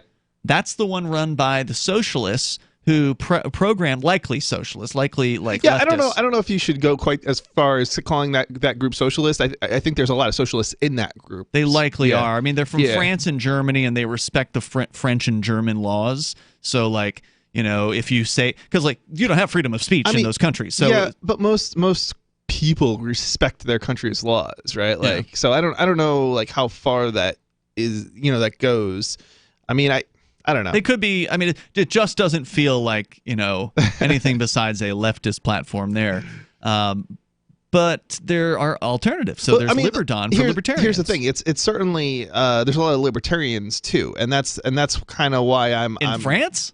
No, I don't mean in France. In Germany? I mean just in general in terms of writing some of the software. And I don't know specifically about Mastodon, but that's what I'm talking about. I know that there is. I know within the free software community, there's a lot of libertarians. No, that's true. And so I don't know specifically Mastodon, but programmers tend to be on the left or libertarian. Suspect, right? So I tend to suspect it's probably not as socialist, but maybe I'm wrong. Maybe there's another platform that is, that's attracting. Well, they definitely have rules against certain forms of speech on that main Mastodon platform. This is true. But there may be other Mastodons that don't have those same rules because they're not being the run from Liberdon server, right? Well, I don't know what they're. I mean, I suspect you can't get on there and threaten people like on Liberdon. So but that would be anti-libertarian. I don't think that Liberdon allows for spam. Okay. And I'm not sure what their policy is on racism. I'm not clear on that. Okay. So that would be something worth checking out. Yeah. And again, if you can't find one that matches your policies, then just create your own. Right. Anyway, let's go to Douglas on the line here in Manchester. Actually, you know what, Douglas, hang on. We're going to bring you back here in just a moment. 855-450 free. Want to make sure you have enough time to get your thoughts out with us. Now, coming up, we've talked about the bans from the platform, the centralized platform known as Facebook. But what does Facebook consider itself? Is it a platform or is it a publisher? Even they can't decide. We'll get into it, and you can share your thoughts. It depends. With us. It depends on whatever legal argument, apparently. Right. It depends on what court case we're talking about. Yeah, 855-450 free like freedom. 855-450-3733. This is Free Talk Live, and you can bring up whatever is on your mind.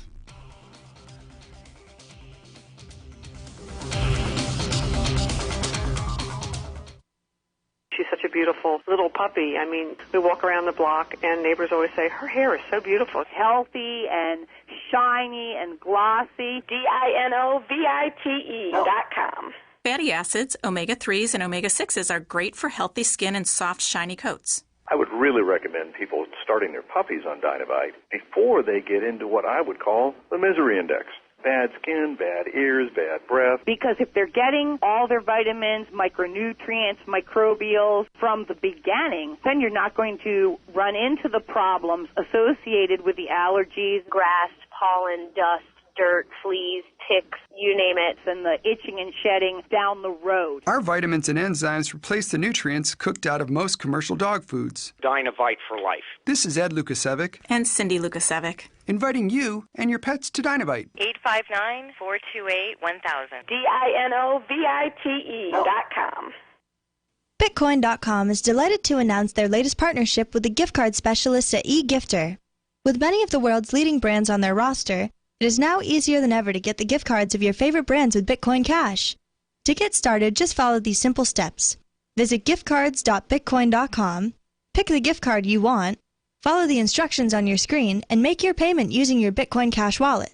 Sit tight and your gift card will be delivered to you as soon as it's ready. That's giftcards.bitcoin.com. I can definitely say that I have found the best cryptocurrency wallet. Certainly the best named one. I'm Mark Edge, and I love the Edge wallet. I've been using it for the last few months. You can buy, sell, trade, and hold your cryptocurrency securely. I trust my holdings of all the major cryptocurrencies to Edge Wallet, and you should too. No long phrases to memorize, just a username and password. Secure your freedom with Edge Wallet. Get it now on Apple or Android in the App Store or at edge.app. This is a special alert for business owners, consultants, coaches, folks planning retirement, entrepreneurs, and anyone who is saving and investing to build a financial future. You are likely aware that financial privacy for most people has recently died a miserable death. And let's face it, without privacy, there really is no security, is there? Bankrupt governments and banks on the verge of collapse are perhaps the biggest threat to your financial future today. The Lighthouse Law Club recognizes this and has been working diligently to provide safe, secure, and productive tools to ensure your privacy, your financial security, and your future financial well-being, despite the catastrophes which many people fear are looming ahead of us. Find out more with a variety of free videos on the YouTube channel for Lighthouse Law Club. Just search YouTube for Lighthouse Law Club and secure your future today.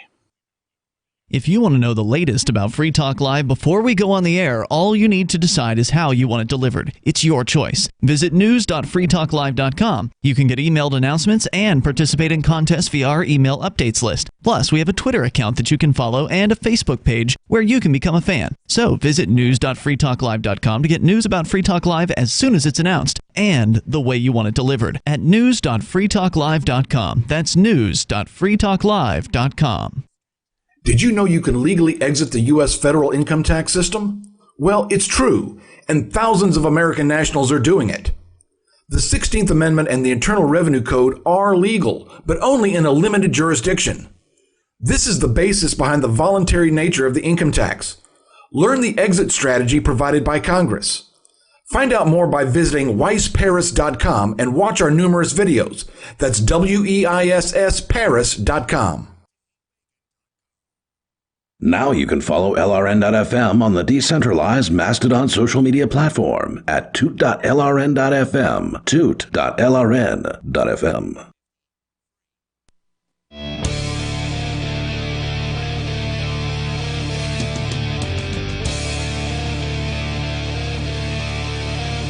It is Free Talk Live. You're invited to join us here if you want. The toll-free number is 855-450-FREE, like freedom. That's 855-450-3733. We've got the Discord on-air call-in line rooms. You can join them over at discord.lrn.fm. And also want to make sure that you know about Edge Wallet. It is a great wallet out there, especially for newer users. If you've never gotten into the world of cryptocurrency before, one of the things that's great about Edge is it's actually a username and password that you back up instead of a dozen words. When you create a cryptocurrency wallet, the most important thing that you can do is back up whatever backup information there is, whether it's Edge or Coinomi or whatever it is you end up getting. You always want to back it up. But with most of the crypto wallets, they make you write down these words, 12 of them at least. In some cases, it's like 18 or 24. It just depends. And when you look at those words, they don't really mean anything to you. But your username and password, you can know when you're looking at that those are your logins. And we actually had an issue with a different wallet recently here in the Keene area, where a merchant had a different wallet that had the 12-word backup. They had written down the words from this wallet back when they screenshotted the words. Oh, right. Which is bad security, but people do it all the time. And many people will do it intending that they're going to write them down when they get home or whatever. And so they screenshotted the words of this other wallet that apparently at this time, that wallet, at the time that this happened in 2017, that other wallet, and I'm just not going to name it just because they purportedly fixed this problem now, but at the time it was a problem that they considered to be a feature. The feature apparently still exists, but at least now they supposedly give you a heads up on it. It's an iOS wallet. Anyway, when he screenshotted it, apparently as a security feature, this other wallet then just decided to change the seed words on him at that point and give him completely new seed words. And he didn't know, and I was there with him, so I didn't know.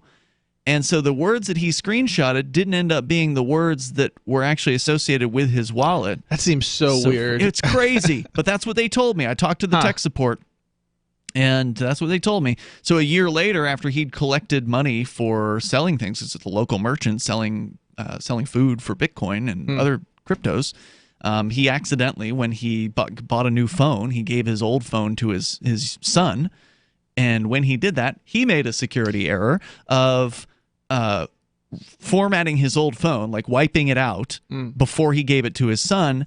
And he did that before he loaded that other wallet on his new phone. So had he kept his old phone in its state that it was in and put the same wallet on his new phone, he would have at least then known it would have failed, because it failed. He used the words that he wrote that he ended up printing out from the screenshot, but they weren't the right words, and he and I had no idea they weren't the right words. So it was terrible design on this other wallet's part.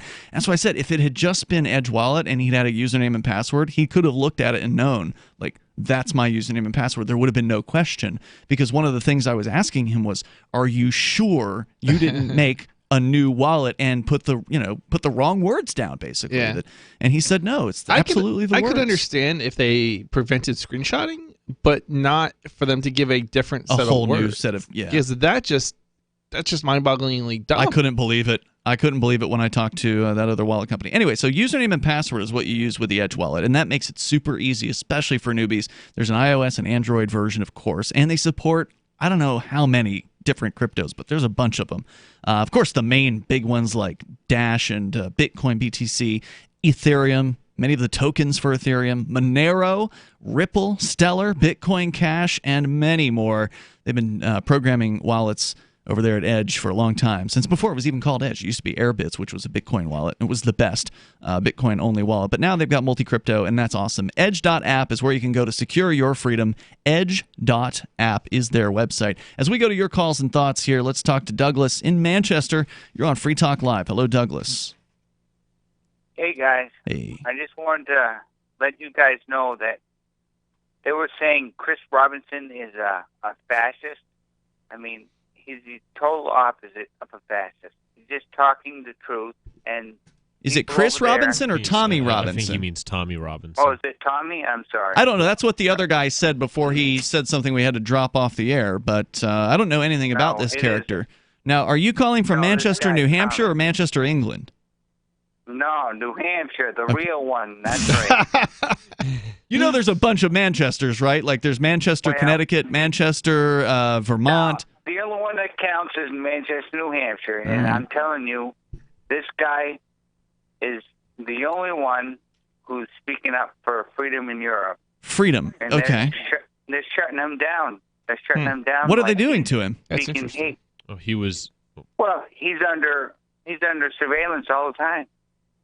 Well, and also earlier this year, he was arrested for filming. He was arrested for filming something, and regarding a trial or something, or the judge, it was like judicial. Oh yeah, they're not allowed to do that over there in Europe. Yeah, and he was in jail, and they put him in the worst part of the jail, and basically trying to get him killed. And I believe he's gotten out. I believe he's out now. BBC article, Who is Tommy Robinson and why is he in jail? He has been jailed for 13 months. This was back in June of 2018, so I presume he's out now since apparently somebody and threw this is state-run British. This is the state-run British. Just letting everyone know that the British Broadcasting Company is a crown corporation run by the British government. Oh, okay. This is actually a video. There's not even an article here associated with it. He has been thrown in jail, or was thrown in jail, for breaking contempt of court laws for streaming a Facebook Live outside of the court. Wait, what? I don't even understand how that's possible. That's communism. Well, it's not communism. It's authoritarianism. Yeah. Same thing. No, you can be an authoritarian and be a conservative. Yeah, but you could. But he's saying that communism is authoritarian. Communism is a or depends system, on right? authoritarianism. Oh, of course. So I'm saying communism is authoritarian, but so is fascism. It's just blanket authoritarian in this case. It's the norm there now. What's the norm here? Authoritarianism is the norm. It's the norm everywhere, as far as I'm aware. We live in America. We could walk down the road with a rifle in our hand. They're not going to. No. You live in New Hampshire. You live in New Hampshire. I'm sorry. How long have you lived? How long have you lived in New Hampshire? My whole life. Okay. Well, there we go. Have you ever Have you ever visited other places in the United States? I've been to Canada. Okay. And what did you have to do with your gun when you went to Canada? Hide it. You can't get you didn't smuggle a gun across the border, right? You didn't actually successfully. Don't answer that. Please don't answer that. Hey, I'm worried about Bigfoot. If I come across Bigfoot in the mountains, I got to have my 44. No, wait a minute. What if the Bigfoot's friendly? What if he's approaching you because he's just hungry? Then we'll smoke weed. That's it. In some places, it is a crime to shoot at a Bigfoot or something. There's some law against it. But hey, Douglas, I'm glad that you live in New Hampshire. It's a great place. We're actually broadcasting from Keene, New Hampshire as well. I'm familiar. Yeah, and so it's wonderful to be able to carry guns openly, and that's something you can do in New Hampshire. A lot of other places you can't do it. You know that in Massachusetts you can't have a gun in most cases, right? Oh, I've been there many times illegally. Yeah. Thank you for the call, Douglas. I appreciate hearing from you.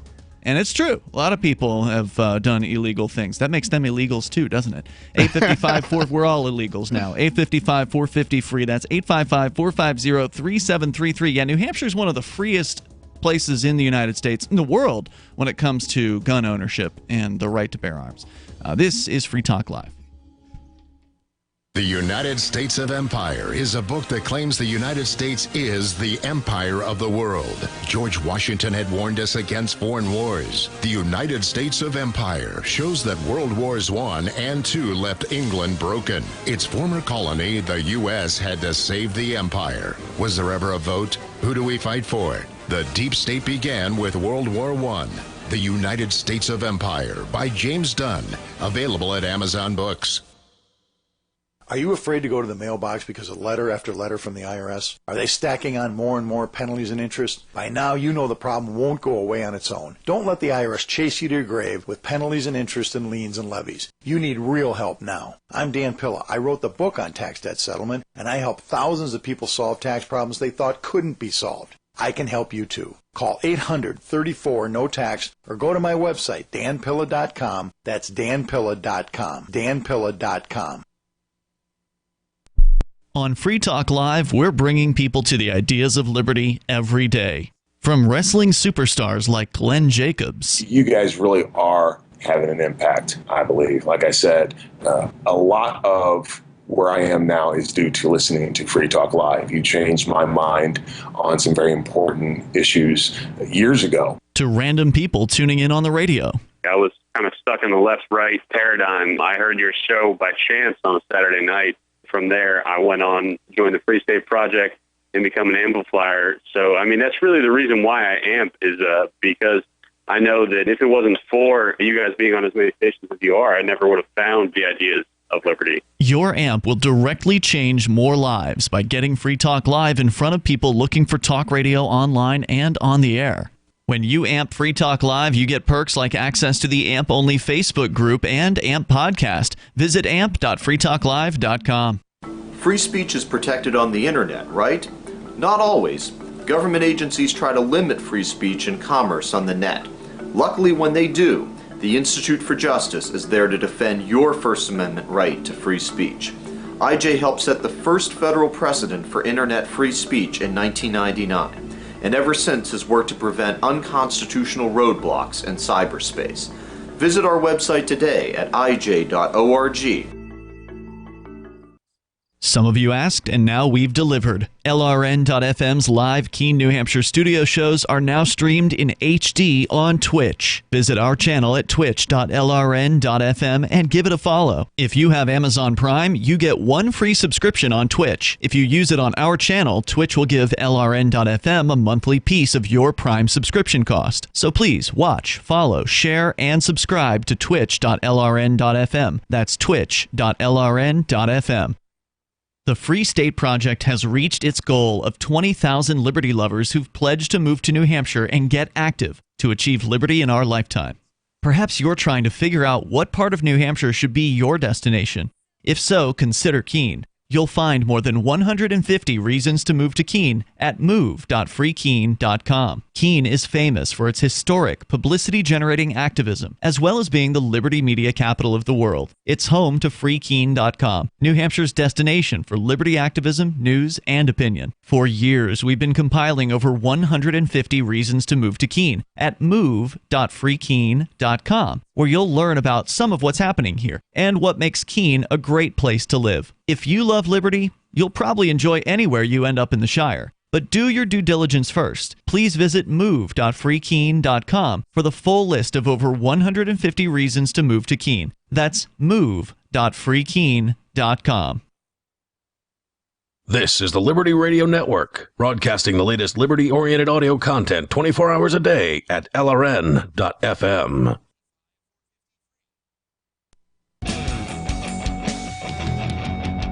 It's Free Talk Live. You dial in toll free, bring up whatever you want. Our number here is 855-450. Free like freedom. That's 855-450-3733. We do have the Discord on-air call-in lines over at discord.lrn.fm. With you in the studio tonight, you've got Ian. You got Vincent. And Chris. And coming up, ForkFest is, it's going to be here before you know it. It is. You go to forkfest.party. And you can learn more about the event that's happening the third time, by the way. It's the third annual, June 13th through the 18th. There's already people taking orders for T-shirts that are going to be made. I saw you ordered a couple of them this afternoon. For myself, too. Did you see that they already had 135 shirts ordered, like within 24 hours of announcing this? What? I could have sworn I read that right. Wait, I'm pretty how is that even possible? I don't know. There must have been orders off the chat room, right? Because there's the ForkFest chat room over at forkfest.party. You can link to it. And that's where the shirts were, pictures were posted. I mean, does that mean that there's like that many people actually interested in going to ForkFest? Well, it could be 30 or 40 people ordering multiple shirts, right? So we don't know how many. Yeah, but I ordered two. I doubt there's too many people ordering 2 shirts. So even if half of them, most of the people ordering are ordering more than. I mean, that's got to be like 70 people alone. That's like every single person in the.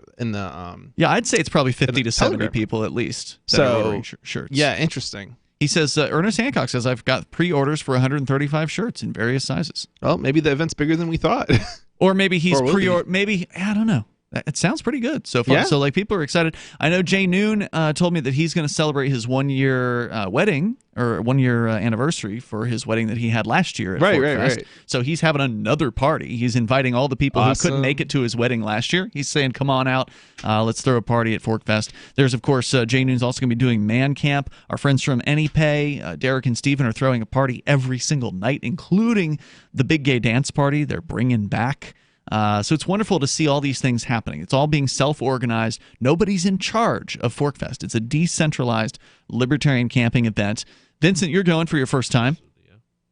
That was a yes, right? Yes. Like you were just nodding. You can't hear nodding on the air. Just one trouble, Yeah. isn't it? And you and I, Chris, we've been what? Did you go every year? I think I've been for this every too? year. Yeah. So we're all three here. I haven't been. I don't know if I've ever attended the entire time because just business gets in the way of two weeks of right. That's a long time to get to take off. But So join us June 13th through the 18th. You can register your campsite or your RV site or even a motel room. Those, I believe, are still available for ForkFest at Rogers Campground. It's in the beautiful White Mountains of New Hampshire. It's a great excuse to come up, check out New Hampshire. It's the last week of springtime, and you can join us there. Free Talk Live will be broadcasting from the event. We'll look forward to seeing you.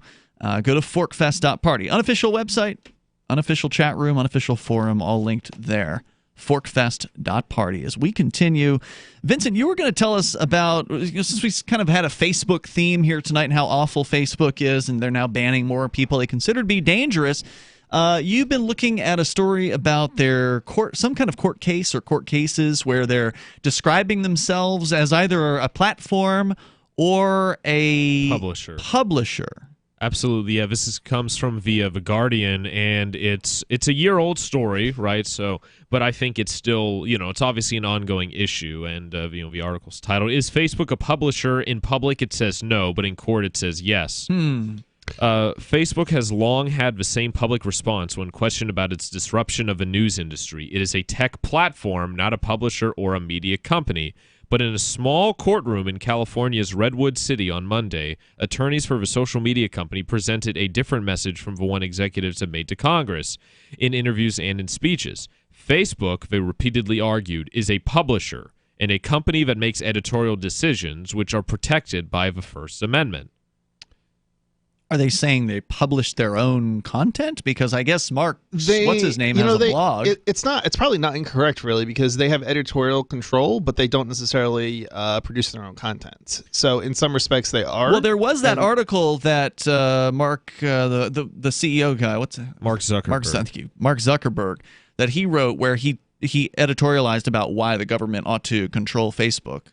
He did post that to his own blog, which is hosted by Facebook. So I guess they are publishing his blogs.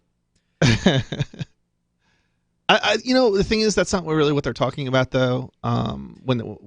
It's not his blogs that they're talking about. They're talking about like the moderation of news. Correct me if I'm wrong, but doesn't Facebook have a site or something or part of Facebook that has people submit news stories to it, just like Google News? At one point in time, they did. I haven't seen I haven't noticed it since. I mean, that's my understanding of what's happening here. And if that's the case, this stems directly from a lawsuit by an app startup. So they do voice very specific complaints here. It's the contradictory claim is Facebook's latest tactic against a high-profile lawsuit exposing a growing tension for the Silicon Valley Corporation, which has long presented itself as a neutral platform that does not have traditional journalistic responsibilities.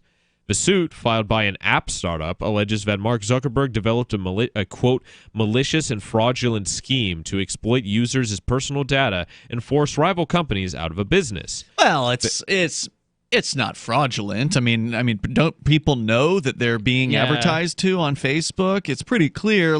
I suppose you could have read the terms and conditions where it does make it clear, from what I understand, that whatever you post to Facebook, you grant them an unrevocable license to use however they want. If they want to take your video and put it in their television commercial, they don't have to pay you a dime. No, you have some responsibility to learn about the world, right? Right. If you're inhabiting, that you're choosing to so willfully ignorant of the fact that companies make money off of your viewing ads on the internet, okay? You really only have yourself to blame. I mean, it's just ridiculous that you can go into a courtroom and say this is some malicious scheme. No, it's part of the deal. It's part of how the internet has grown up. Now, I understand people don't like the ads, and sometimes publishers give you a way to, or websites give you a way to avoid the ads, but sometimes they don't. And if you don't like that, go to a competing site. You don't have to use but it's so much easier to complain than to actually do something and to actually take action. Look, they can't make you go to that site, and you also don't have to go to that site. So, nor do you have a right to go there either. It's not your property. Right. I mean, you have to have a meeting of the minds, so to speak. Both parties have to agree in order to make it happen. Purportedly what a contract is. Right. But of course, terms of service aren't a real contract. I understand people want to believe that they are, but they're not. They're not a real contract. Right. I would agree with you on that. But still, there's still when you send something to somebody else, they have to receive it, but they can ignore it or drop it. So there is, look, if Facebook starts sending you stuff and you don't like it, ignore it, drop it. That's right. That's how the internet works. I'm amazed. This is something that I have a story, and I don't know. Oh, unfortunately, it's not the one I was going to bring up, but it's this thing that people don't seem to understand, that you don't own other people. There's not a single jurisdiction that, when you're on the internet, you're not in a single jurisdiction.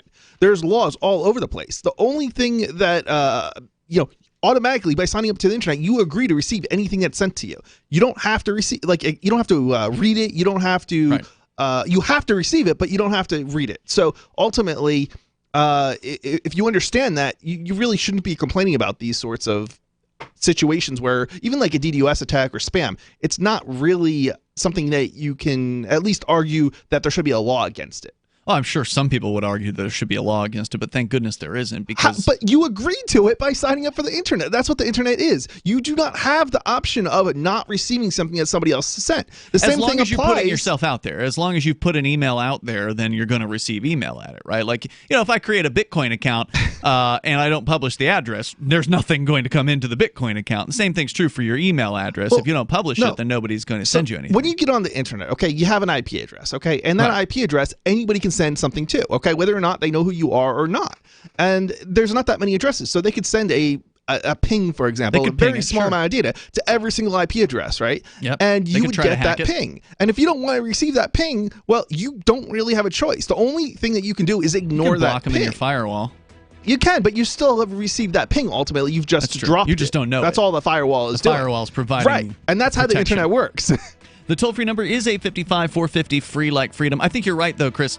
Probably 95% of the people on the internet don't understand the basics about it. No. They don't know how it works. No. They don't know anything about what goes on when they type in a website. You can't get your government passes a law. It doesn't affect the people overseas. This is doesn't Free really Talk work. Live. More coming up. Does your dog itch, scratch, stink, or shed like crazy? Come to Dynavite for help. Order a 90-day supply of Dynavite. Everything we tried failed except the Dynavite. Pick up 2 bottles of Super Mega Fish Oil. Get the 3rd bottle free. Packed with omega-3, DHA, and EPA fatty acids. Super Mega is great for your dog's immune system, healthy skin, and soft, shiny fur. Dogs love it. Try Super Omega Fish Oil. Buy 2, get 1 free. At Dynavite.com. DINOVITE.com. Go to themorganreport.com and receive updates and insights you will not find anywhere else on the web. You will discover how to grow and protect your wealth under all market conditions. The Free Morgan Report provides interviews, webinars, question and answer sessions, plus mind-blowing videos. As David Morgan says, let my passion create your wealth. Themorganreport.com. Themorganreport.com. Fellow Patriots, my name is Todd Savage, founder of BlackRifleRealEstate.com. Like you, I was a prisoner of the alt-left sanctuary state until one day I chose to lead my family to freedom. Today we live on a sustainable 20-acre homestead where we shoot, hunt, garden, and homeschool our children without the tyranny of the nanny state looking over us. If you're ready to flee the city to the freedom of Idaho or Montana, our Black Rifle Real Estate team is here to help. Go to BlackRifleRealEstate.com. That's BlackRifleRealEstate.com. Most of you know that heart disease is the #1 silent killer in the U.S. What if I told you for just $54.95 a month you could fight against heart disease naturally? At Heart and Body Extract, we've been helping thousands of people get back to a healthier heart. Don't just take my word for it. Check out all of the success stories at hbextract.com. Or to order, call 866-295-5305. That's 866-295-5305. hbextract.com. Don't risk it when you can take charge of it. This is Michael Dean from the Freedom Fiends. I've run websites since 1996 and have used over a dozen web hosts in that time. AgristHosting.com is the only one that hasn't broken my heart. Agrist Hosting's uptime and service is stellar, and their DDoS mitigation is the best I've seen. That's important because if you tell the truth in this world, you'll ruffle feathers. And some people will try dirty tricks to silence your voice. No matter what the haters hit us with, Agorist Hosting keeps our websites online. If you have a mission-critical commercial presence or a world-changing activism site, you cannot tolerate any skullduggery. So go with agoristhosting.com. Have a WordPress or blog site, but you're not satisfied with performance or uptime? Or just want raw hosting? Want to pay with Bitcoin? Agorist Hosting specializes in high-performance hosting with personalized service. Go to agoristhosting.com and click on the button that says Get Hosted. That's agoristhosting.com.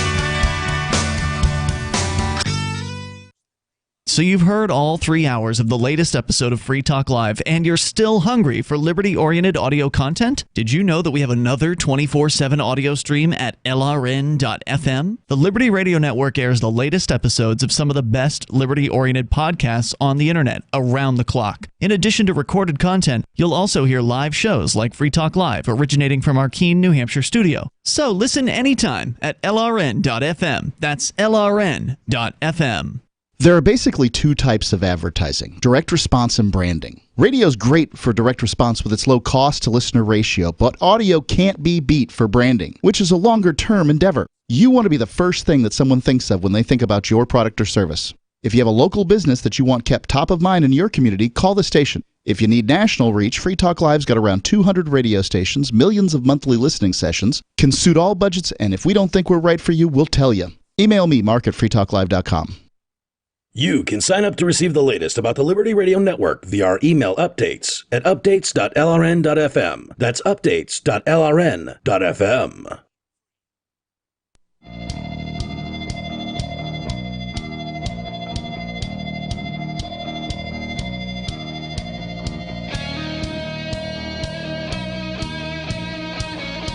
Experience Free Talk Live. 855-450 free like freedom. That's 855-450-3733. We do have the Discord on-air call-in line rooms.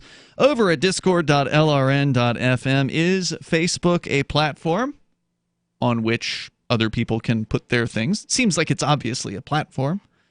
Or is it a publisher? Apparently Facebook has made both arguments in court. Is it, Vincent? Is that what you're telling us here? Yeah, in court. So if you want to join the conversation, you can. Our toll-free number is 855-450-FREE, like freedom. That's 855-450-3733. Also, you can watch Free Talk Live on our video streaming platform. So we're back on Twitch after being suspended for a few days last weekend. You can go to twitch.lrn.fm to follow us there and do that. Or you can follow us on the newer DLive platform, which seems to be on track to exceed Twitch as far as the number of followers are concerned. I think we're over 500 on DLive right now. I could be wrong. We may be just under, but we're getting there. We are at the very least at the halfway mark of the total number of Twitch followers that we have, and it took us a year. We've been on Twitch since January of 2018. We've only been on DLive for 3 weeks. It's going to be, 1 week from today. It'll be a full month since we've been on DLive, and we're already at almost half the number of followers. I have to wonder if DLive is manipulating the numbers for, gain of, to keep people who enter the platform on the platform. No, I don't think so. I don't necessarily know that needs to be the case, but it seems like it's plausible given all the different things different companies have done over the years. We actually have people interacting on the DLive chat. When there are people watching, they will be chatting. So it's not like DLive is sending robots around to try to make their but the numbers, just because the numbers are inflated doesn't necessarily mean you wouldn't have anybody chatting. It just means that there may not be as many actual people. Well, we'd love for you to inflate our numbers over at dlive.lrn.fm by clicking that follow button and follow our channel there. So we can continue here. Did you have more from the story that you wanted to share, Vincent, about Facebook? Yeah. I mean, it says, it argues, it's in the court, it argues repeatedly it's a publisher and that it makes editorial decisions, so they reiterates. Well, they've certainly made the decision on who to include on their platform. Yeah, absolutely, which is why even back then, a year ago, people are calling them out for it. And it's the rest of it's just, them, the two companies bickering and arguing. Right, they were being sued by some company claiming former startup. I forget. I think it's probably fair to say that they're a publisher, just not a traditional publisher. Because ultimately, a publisher is somebody who takes information from another party and publishes it, but they're not doing the editorial. Right, usually there's an control editor in the of way. that content. Right, Right, there's there's a journalist, and then the editor looks over the submission. Right. So it's just not a traditional publisher. Mm-hmm. It's also a lot of it is a dispute over access to the data, right? So from my understanding of the article, the startup worked with Facebook and was given promise, allegedly, to have access to the data of all their users that they have, and then it didn't work out, and then they've decided to sue, and it's and I just the last bit here is relevant. It says questions about Facebook's moral and legal responsibilities as a publisher have escalated surrounding its role in spreading fake news and propaganda, along with questionable censorship decisions. Eric Goldman, a Santa Clara University law professor, says it was frustrating to see Facebook publicly deny that it was a publisher in some contexts, but then claim it as a defense in count. And then just a quote.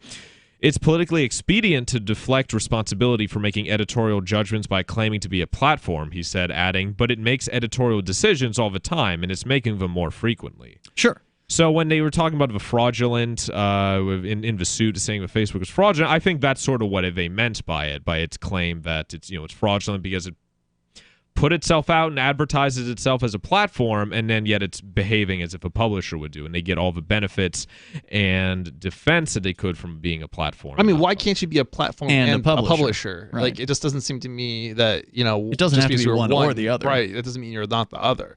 It seems to me like any kind of platform where the entity is hosting basically the information is in at least not a traditional publisher, but a pseudo publisher, I guess. I mean, every platform is going to have rules on which the users have to adhere. I don't even know that it really matters whether or not they're a publisher or not. I mean, they're a private entity. They have their own rights in terms of speech anyway. Sure. Regardless of whether or not they're a publisher. 855-450-FREE is our toll-free number. That's 855-450-3733. Okay, here's the difference. I see. It's so in regards to, platform versus a publisher, in some cases we're given, I think what people take issue in is that we're given protections for both, right? I have here via... like some kind of legal protection? Yeah, this is from cityjournal.org, and it's the Communications Decency Act immunizes online platforms for their users' defamatory, fraudulent, or otherwise unlawful content.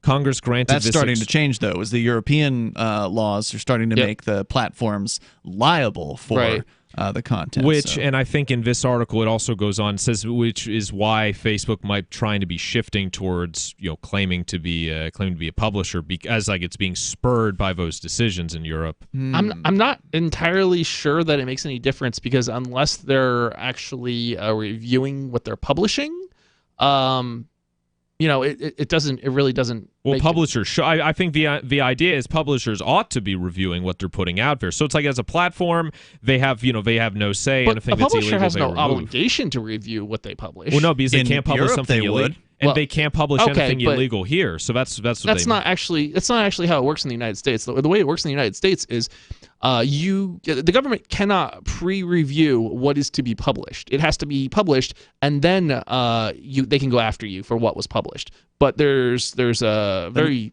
high standard, basically. Well, of course, we've seen even in the United States, they're cracking down on personal ads.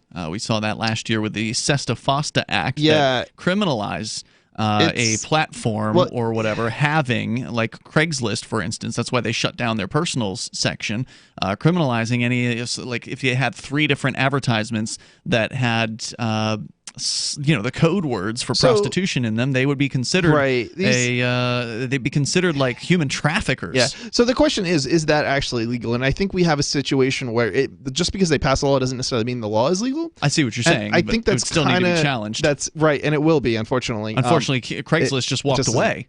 They didn't challenge it. That's true. I think it will be in time, but it probably won't be Craigslist. But who's it going to be? I mean, Backpage got taken down by the federal government. I don't know. But I think in time it will be, and I don't know. I think like it doesn't. Isn't even the EFF getting behind that, but I don't necessarily know that there's anybody they've gotten behind because they still have to have a case in order to do that. Question. But I think they've the just come EFF out is gonna against launch it. their own and- personal site. Yeah, right. And usually you don't want to be if you were defending another, you want to defend another entity, Right. not You don't want to be the person. right. Be the one, Especially as an attorney. Right. Exactly. Yeah, I mean it's pretty crazy. It's getting worse. Yeah. And internet freedom is not what it used to be. And that's not just true in Europe or the UK, where, of course, they got the infamous porn ban that's going into effect. There have been a lot of stories about that in the UK, where websites that don't adhere to the new laws in the UK, so even if you're outside of the UK, if you want UK visitors to your porn site, you have to adhere to these new laws, or you're going to get put on a blocked list.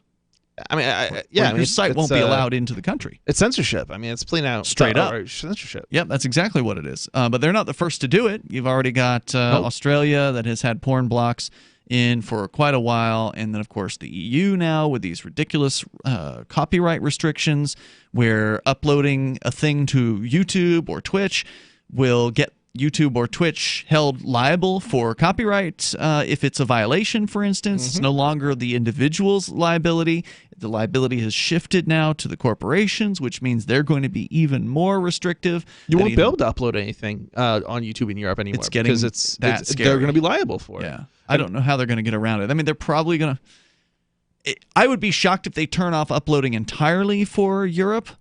So they're going to figure some I don't know. highly restrictive way. Are they going to around publish it, but not allow access to that content in Europe? So it would be That's a accessible good outside question. of Europe, but That's a not good necessarily question. in Europe? I know that it doesn't. I recall from our discussions about this law, and I Yeah. forget what it was called, but Article 13, and I think yeah. it changed to 17. But that yeah. it doesn't go into effect yet until each European Union That's right. country can Yes, implement it. And that's just how somehow. Europe works. It's because it's not.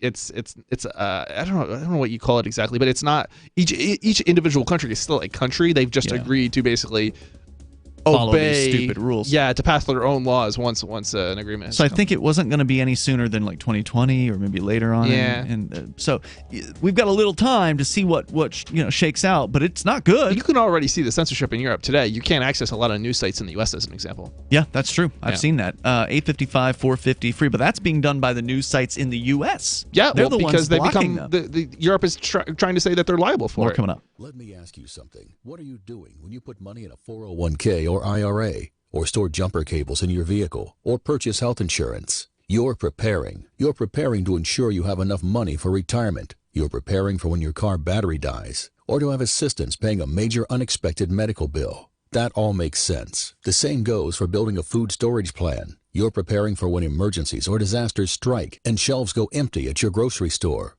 The best way to prepare is with My Patriot Supply. They've helped 1 million hardworking Americans become more self-sufficient. My Patriot Supply sells hundreds of items, including dozens of emergency food kits at MyPatriotSupply.com. It could be an earthquake, a cyber attack freezing our banking system, or a disaster that shuts down our power grid for weeks. For all these emergencies and more, get your supplies and prepare today at MyPatriotSupply.com. No more rushing to find empty store shelves because you're too late. Do it now so you're ready. MyPatriotSupply.com. What do you shop for that you could otherwise buy at Amazon? Pretty much everything, right? Amazon has competitive pricing and they deliver, and that's a big plus. If you could plan ahead in your shopping, would you be interested in saving up to 33%? There's a catch. You have to do your shopping in Bitcoin. But imagine those savings. It's like a huge raise. All you have to do is go to saveatpurse.com. We've saved thousands, and you can too. Plan ahead and save. Saveatpurse.com. LRN.FM is proud to announce our official listening apps for Android and iOS devices. Now you can easily tune into our streams anywhere, anytime on your smartphone or tablet. Just visit apps.lrn.fm or search for LRN.FM in the Android or Apple app stores. Please download, rate us 5 stars, then share the link on your social media and let your friends and family know how you're listening to LRN.FM. Download it now, free at apps.lrn.fm. You're listening to the live edition of Free Talk Live. Hour number 3 is next after the news here on the Liberty Radio Network at LRN.FM. This is the Liberty Beat, your daily source for liberty news and activist updates. Produced in partnership with SNLS News and listeners like you. Online at libertybeat.news and snls.news. I'm Mick Murrow with your latest edition of the Liberty Beat. Gold is trading around $1,272. Silver at $14.67. And Bitcoin is trading around $5,673. Today's prices are brought to you by InnoScale. Take off with Managed Cloud. Looking for a safe, secure way to store your important files online? Let InnoScale handle it for you. Their high availability cloud servers are the perfect solution for clients needing one or more secure, scalable servers with built-in hardware failover protection. For details, see them online at innoscale.net. In the news, Facebook on Thursday banned controversial political personalities for violating the company's policies on dangerous individuals and organizations. The Free Thought Project reports the majority who were removed are far-right activists like Milo Yiannopoulos, Laura Loomer, Alex Jones, and Paul Joseph Watson. However, in a seeming move to appease those on the right who advocate for equal censorship, Facebook also banned far-left Nation of Islam leader Louis Farrakhan. While Facebook has previously banned the Jones and Watson-affiliated InfoWars from the platform, they allowed the personal pages to stay up. The bans came one day prior to May 3rd's World Press Freedom Day, a day set aside annually to celebrate the freedom of the press. The Liberty Beat is sponsored in part by Brave Botanicals, high-quality kratom and CBD at reasonable prices, with excellent customer service. Brave Botanicals is activist-owned and mission-driven, fighting for your right to consume plant-based medicine and natural remedies. Find out more at mybravebotanicals.com. And right now, Liberty Beat listeners can save 10% by using promo code SNLS at checkout. This is the latest edition of the Liberty Beat. Find us online at libertybeat.news and snls.news. Your news now continues.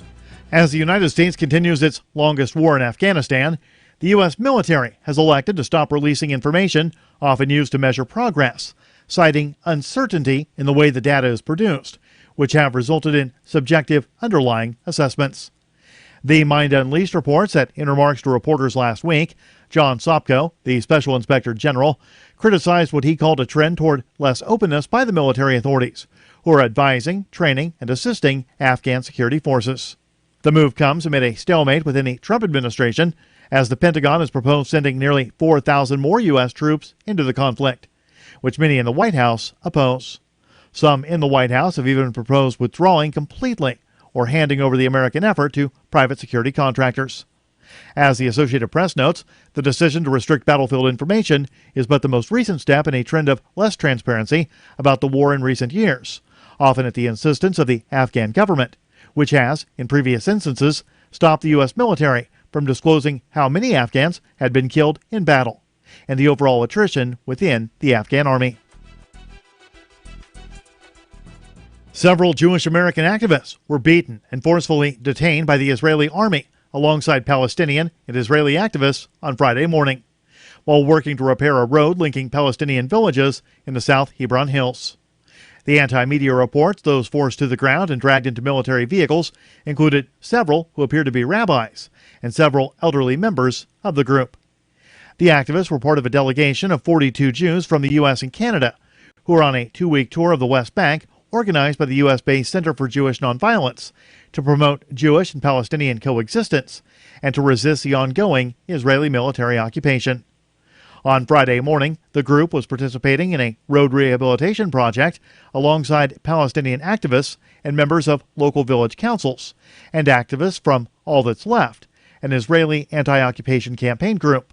After less than an hour, Israeli military and border control agents arrived on the scene, encircling the group and blocking entry and exit to the road. Support for the Liberty Beat comes from the Conscious Resistance Network, featuring videos, news reports, and articles from a spiritual anarchist perspective. Experience the Conscious Resistance at theconsciousresistance.com. How would you like to have your business featured on the Liberty Beat? You can. Just send an email to libertybeat@snls.news for details. This is the Liberty Beat, produced in partnership with SNLS News and listeners like you. The Liberty Beat is online at libertybeat.news and snls.news. I'm Mick Murrow, reporting for the Liberty Beat, reminding you, spread liberty with a smile. A mouse is eaten. It is an event that happens millions of times a day, all over the world. Other mice are wiped out by disease or starvation. If you collected all the mice that die in one day in New York City, they would weigh 8,000 pounds.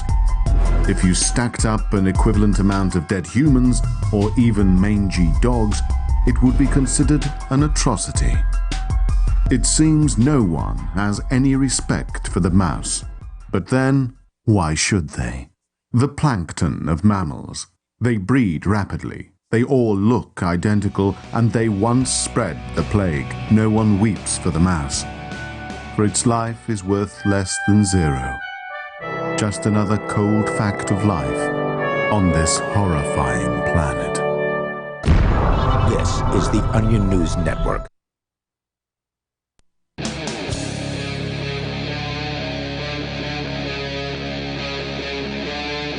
Free Talk Live.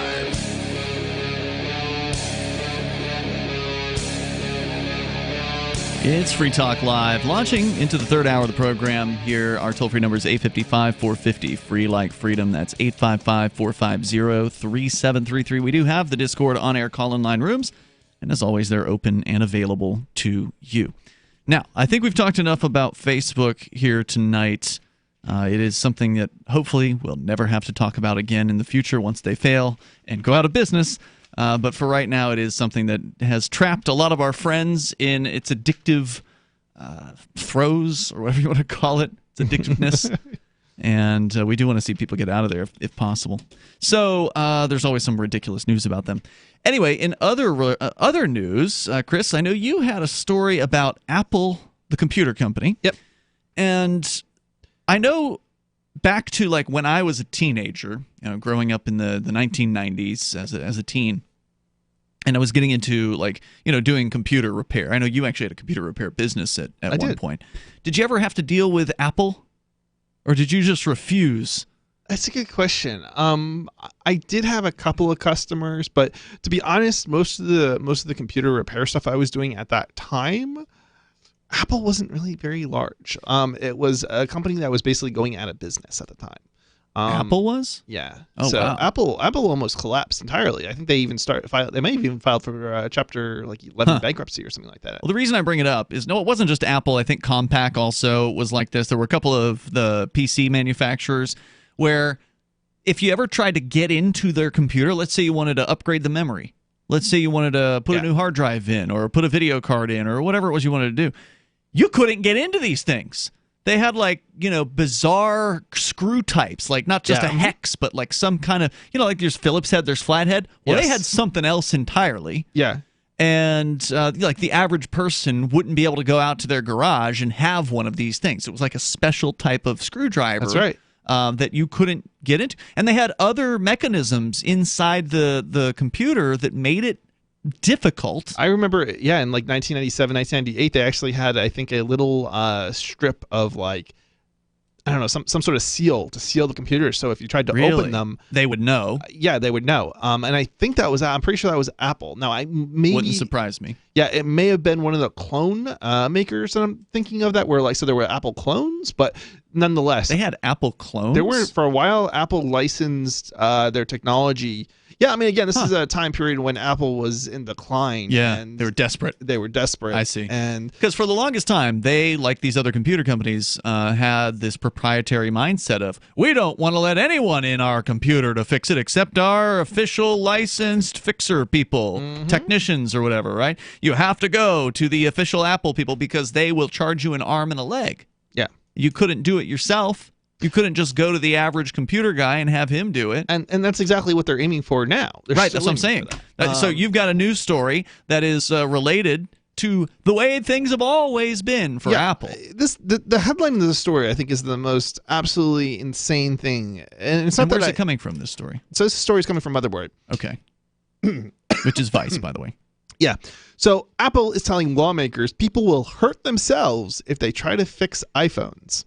Well, I was going to say, I've cut myself trying to fix a computer before. Like sometimes inside a computer, there's some sharp edges. Sometimes the metal is, you've cut yourself before, right? Like Yes. So you could hurt yourself in that way. It's been a long, long time. It's not been since like the 90s that I cut myself trying to open up a computer. And honestly, it would be pretty hard to do it with an iPhone because that's way different. I'm sure there's no like metal rails with edges on them inside the iPhone. I mean, a circuit board. The absurdity of this is just a battery, a circuit board. Yeah.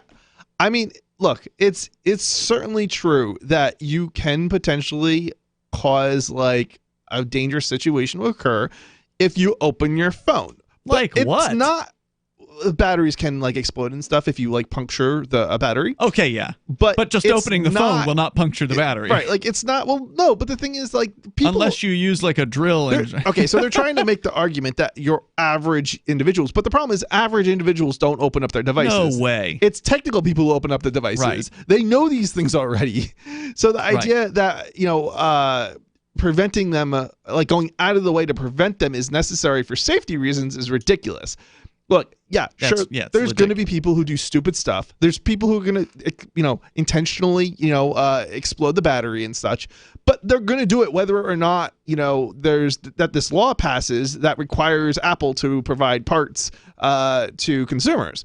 Now, that's basically the proposal? That's the proposal, and this is why I don't agree with this. It's not so much that I don't want to provide parts to my own customer. I have a company that competes with Apple. Right. And we do want to provide parts and make sure that those computers continue to work. ThinkPenguin.com. Right, thinkpenguin.com. But the point is simply that you don't own another person, and it should be the market that decides this. If you don't want a company to have that kind of control over you, you should not be going with that company. You should be going with a different company. Correct. I mean, it's So, just to be clear, I saw a headline about this in Canada. Is this the Canadian version of this story, or is this a U.S. version? Because in Canada, apparently, there was a law that would force tech companies to provide parts to consumers. Let's read a little into this because I'm not 100% sure, to be honest. And I don't think they should have to. This is the U.S. I think this is the U.S., but because apparently that law was defeated. Yeah, this is California specifically. Actually, okay. Yeah. Well, somebody made the same proposal in Canada recently. Okay. There was another headline that just came out recently about that. Very similar. Go ahead. Yeah, this is across the board. I think it's a lot of states. This is just California specifically. Actually, you know what? Before you get deeper in, let's talk to Ron. He's on the line in California. Okay, great. Ron, you're on Free Talk Live listening online. Go ahead. Yes, I appreciate it. I had a concern that I've been following. I work with student service projects, and they were looking at the vaping, the alternative to tobacco smoke. Yes, sir. And their realization was they found that the biggest distributor of the vaping products, who has 70% of the market, is out of San Francisco. Therefore, developed Juul. From a couple of guys out of Silicon Valley. Now, what does this do no harm? We have 27.7%, according to CDC, of high school and mid-school students in use of the product. And now they've found that younger kids who come near it, who are around it, and probably in ages down from 14, they get seizures from it. There's toxic substances that, yes, this is all a factor. I'm not saying one thing it isn't, because when working with students, you want facts only. And you're also talking about chemicals that are heated to a height to make the nicotine stronger so the individual has a high. Now, when you're talking about that many kids already there, they're already in promoting the next generation who follow the role models. These people that put this thing together put flavored products together. The company that just gave them last August $12 billion plus, that's 12 billion, not million, is a cigarette company who back in the 60s was one of the most successful child producers of sugar-flavored drinks, including Tang and others that are well-known, Kool-Aid and so forth. Now, these people merged together. Which company are you talking about? Pardon me? Which company produced Tang and also sold cigarettes? It's the largest manufacturer of vapor, these products. No. Hold on. You're talking about the Juul Corporation, right? The one that is based in San Francisco. That's the name of the company that has that marketplace, yes. Right. Now, you said they teamed up with the manufacturer of Tang and a cigarette company? That's a cigarette company. Philip Morris, the manufacturer of Philip Morris, got into producing the product Tang. They own the product. Yeah. Then when the market went a little bit slow after the space age movement, which put Tang out on the advertising. They went into specifically marketing children's sugared flavored products. You do understand that different companies, a lot of companies target a heck of a lot of different markets, right? Like a company is not exclusive necessarily to a particular thing. Like, for example, there are car companies that produce engines, but there's also car companies who produce other types of products. Car companies. We're talking about well, cars kill people too, dude. Flavored products. They merge together. Now, are you really trying to get on the air and argue against vaporizers? No, not at all. Well, what are you against saying? The youth market having it. That's what I'm arguing against. As that youth market was promoted because of you can't legally buy a vape juice in any store in America and be under the age of 18. So what are you talking about? What are you talking about? When did you have your first cigarette or your first beer, or when did the national... I think I had my first cigarette... 11 when I had my first beer. I was maybe 36, 35, something like that. Hang on, Ron. I'm going to bring you back here because he's actually seems to be against vaporizers. He's against youth use of vaporizers because he wants them to smoke cigarettes, I think. Wait, is that what he's arguing? Well, we'll let him say it for himself. Coming up. Are you concerned that the values that made America great are no longer taught in schools? Well, I am, so I got my son the Tuttle Twins children's book series. My name is Jack, and I'm 11, and I just finished the Tuttle Twins series. It taught me about liberty, free market economics, and entrepreneurship. Give all the young people in your life a chance at reason and clear thought, because they're not going to get it at school. There are 9 books in the series, and each one teaches a set of ideas that children aren't getting elsewhere. Go to TuttleTwins.com and use coupon code FTL to get 40% off. That's TuttleTwins.com. Bitcoin.com is delighted to announce their latest partnership with the gift card specialists at eGifter. With many of the world's leading brands on their roster, it is now easier than ever to get the gift cards of your favorite brands with Bitcoin Cash. To get started, just follow these simple steps. Visit giftcards.bitcoin.com, pick the gift card you want, follow the instructions on your screen, and make your payment using your Bitcoin Cash wallet. Sit tight and your gift card will be delivered to you as soon as it's ready. That's giftcards.bitcoin.com. Business owners, you want more customers? Accept cryptocurrencies. There's people all around you just waiting to spend money at your store. If only you would take it. I know, you've been waiting till someone else makes it easy. Well, good news. HelpMeTakeBitcoin.com adds Bitcoin to your point of sale, totally free. Use the same equipment you already have, now with Bitcoin. And unlike credit cards, there's no fees. Let the guys at HelpMeTakeBitcoin.com bring new customers to your store. HelpMeTakeBitcoin.com. Go to themorganreport.com and receive updates and insights you will not find anywhere else on the web. You will discover how to grow and protect your wealth under all market conditions. The free Morgan Report provides interviews, webinars, question and answer sessions, plus mind-blowing videos. As David Morgan says, let my passion create your wealth. TheMorganReport.com. TheMorganReport.com.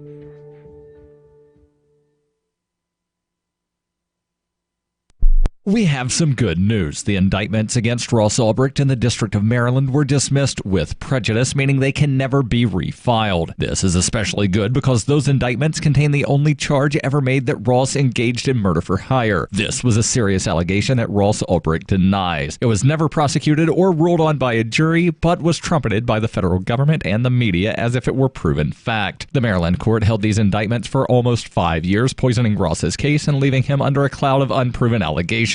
As explained in Ross's appeal to the Supreme Court, the fact that the judge used these allegations to give Ross a draconian sentence of double life without parole violated his Sixth Amendment right to a jury trial. Judges are required to issue sentences based on convictions decided by a jury, not unproven allegations never even charged at trial. Although this is a positive development, the dropped indictment will not set Ross free. Now, a presidential pardon is Ross's only hope of freedom. Sign the petition at freeross.org. freeross.org. There are lots of ways to listen to Free Talk Live. Our podcast has been around since podcasts began, and now the FTL feed is loaded with content besides our full show archives. Did you know that we make it easy for you to customize your podcast subscriptions? We have different feeds, one that includes only our full shows, one with just the Daily Digest, and one with just the Edgington Post. You decide what you listen to. It's quick and easy to customize your feeds at feeds.freetalklive.com. That's feeds.freetalklive.com. Looking for a great real estate investment? Consider New Hampshire, which is ground zero for the Liberty Movement. Your first call should be to Mark Worden from Porcupine Real Estate. He's more than just a real estate agent. He's your New Hampshire concierge. Where are the best places to live? Do you want farm, city, the burbs, or forest? Do you want a duplex or multifamily building so that renters pay your mortgage? There are homes in all price ranges in New Hampshire, and Mark can help with financing too. Invest in liberty and property. Mark Worden can help. PorcupineRealEstate.com.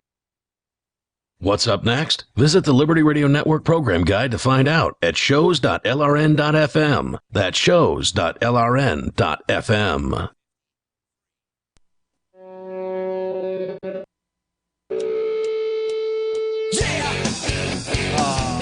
And he hung up. Oh, really? Damn it. We were going to have so much fun with him, too. Yeah.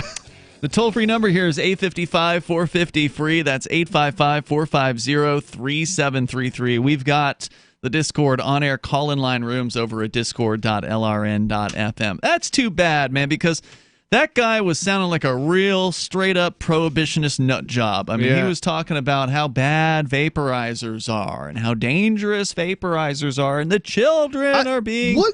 All right, so wait a minute. Do you know he's talking about like kids having heart attacks or something, right? Or something? I looked it up. USA Today, it says, what was it, via FDA, 35 people reported having seizures after using electronic cigarettes over the past decade. That's okay, 35 people in a decade. Is mostly nothing. Young people, they and say.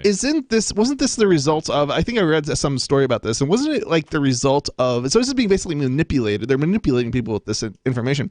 Wasn't it something like they were defective or something, and that's why they had the seizures? It had nothing to do with... Maybe it was just 35 people who happened to have a seizure who also happened to use a vaporizer. Yeah, I could believe that too. I mean, people have seizures. Listen, guys, having a phone in your pocket is dangerous. There's a battery in there, and sometimes they explode.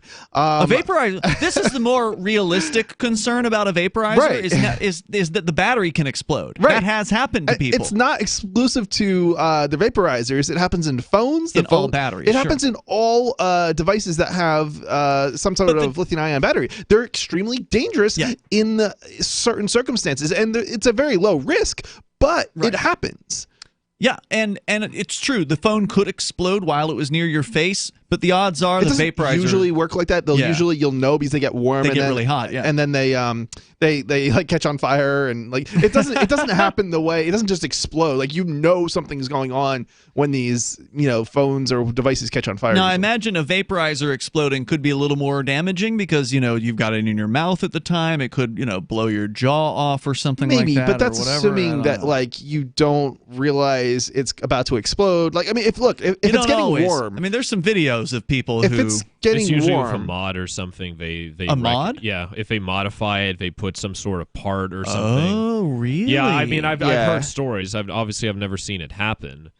There's some cheap ones out there too that are probably not that safe, but listen, the way this works is something like they tend to start to get warm and such. Basically, if you have any kind of device and it's getting warm, like really warm, and there's a chemical reaction probably happening in there, and look out. There's a good chance it's going to catch fire, and that's a threat, and you're not going to be able to put it out. You want to get that, whatever that device is, outside where it's not going to burn anything. Because it could catch on fire. It can catch the couch on fire, your floors on fire, whatever. It can't be put out. Water will actually make it worse. That's an interesting detail, Vincent, because I've heard of these stories where people's vaporizers have blown up, and it's like, oh man, that's a bummer. But if they're actually fiddling around with their vaporizer and modifying it in ways, if that's happening. Now, how many times that happens when they blow up, we don't know. I mean, how many people do it in the first place? It's not. Listen, it's not that common. It's a very rare. We're talking thing. About out of millions of vaporizers, right? It's basically this is FUD. It's fear, uncertainty, doubt. Okay, right. They're creating this concern that there's some risk here. There's no risk of significance here. I mean, there's a risk you're going to walk outside and get hit by a car too. Right. I mean, the most dangerous thing you do is probably drive. It's not a phone in your pocket, even though it can be potentially dangerous. Well, one issue I could see is that it's still still delivering nicotine nicotine, and well, yeah, that's where he was going. I think that's where he was going with this. Was that I don't want to put words in the guy's mouth, but he left. We didn't hang up on him. I wanted him to still be there. Call so back. Continue the discussion. yeah, right. We normally have only one call per night limit, but if if we didn't get rid of you, then it was an accident or whatever. You're certainly welcome to call back. But the idea is, well, nicotine bad, children flavored vape. Flavors. The idea is the flavors are marketing towards children. The suggestion is that adults don't like flavors.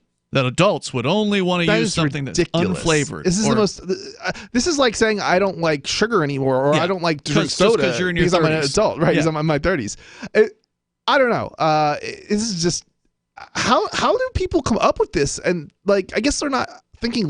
They're emotional. They're reacting to emotions. They want to protect the children. Producing bits that they hear from others, propaganda, I think is what it comes down to. And it's probably likely, the humorous thing about this is it's often competing industries or established industries like the cigarette industry pushing this kind of propaganda. Well, now, the claim that he made was, or at least one of the claims he made was true.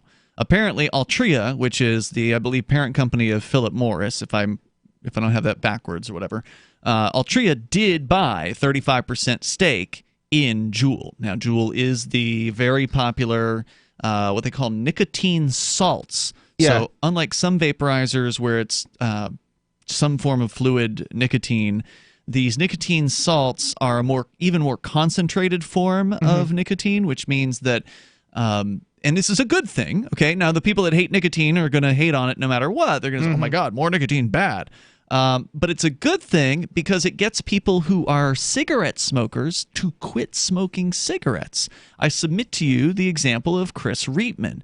He is our Thursday night co-host. And if you've ever hosted a show with Chris Reitman, you know that on the hour, he always gets up, goes outside, and smokes a cigarette.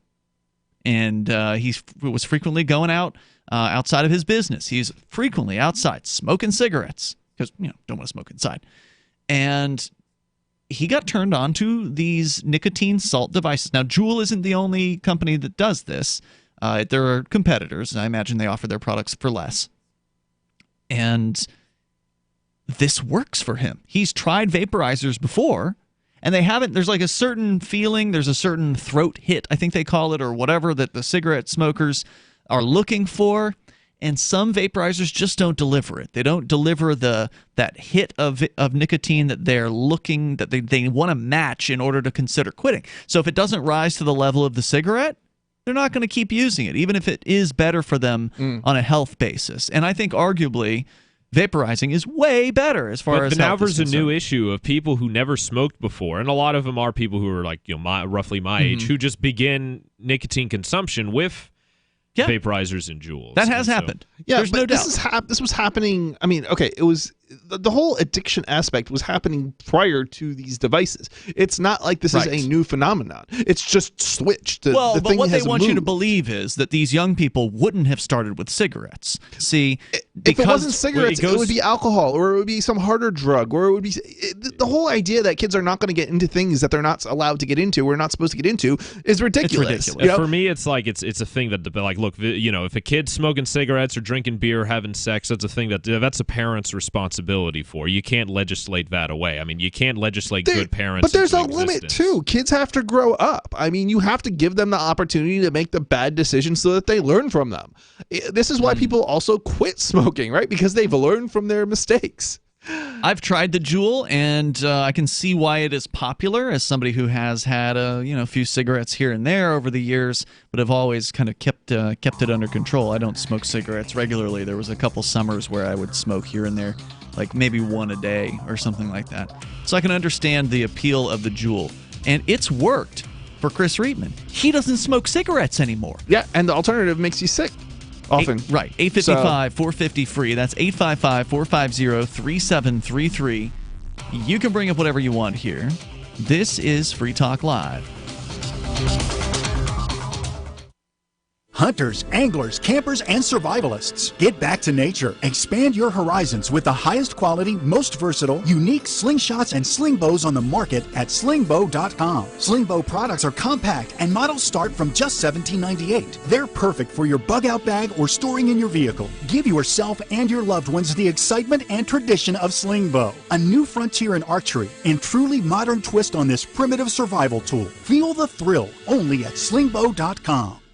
Homemakers. Groceries by mail ships free. Try our amazing bacon. It stores in your pantry. No refrigeration required. Our value-added packaging provides a 10-year shelf life and protects the leanest, thickest, center-cut, fully cooked bacon in America today. Ready to eat right from the pouch or warm and serve. Always priced less than grocery for your everyday use. Savory and delicious. Order today at readytoeatbacon.com. readytoeatbacon.com. Is spreading the message of liberty, cryptocurrency, and peace around the globe worth $2 per month to you?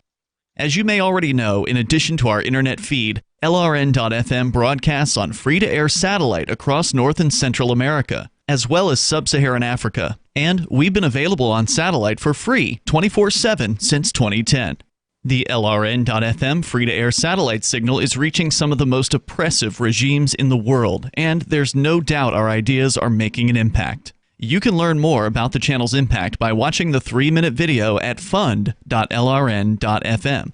If you'd like to help free minds globally with our ideas of liberty, cryptocurrency, and peace, you can donate as little as $2 per month via fund.lrn.fm. You can help us continue and expand our satellite broadcast to multiple continents. Visit fund.lrn.fm today, and thank you for your help. Don't forget to share the link on social media. That's fund.lrn.fm.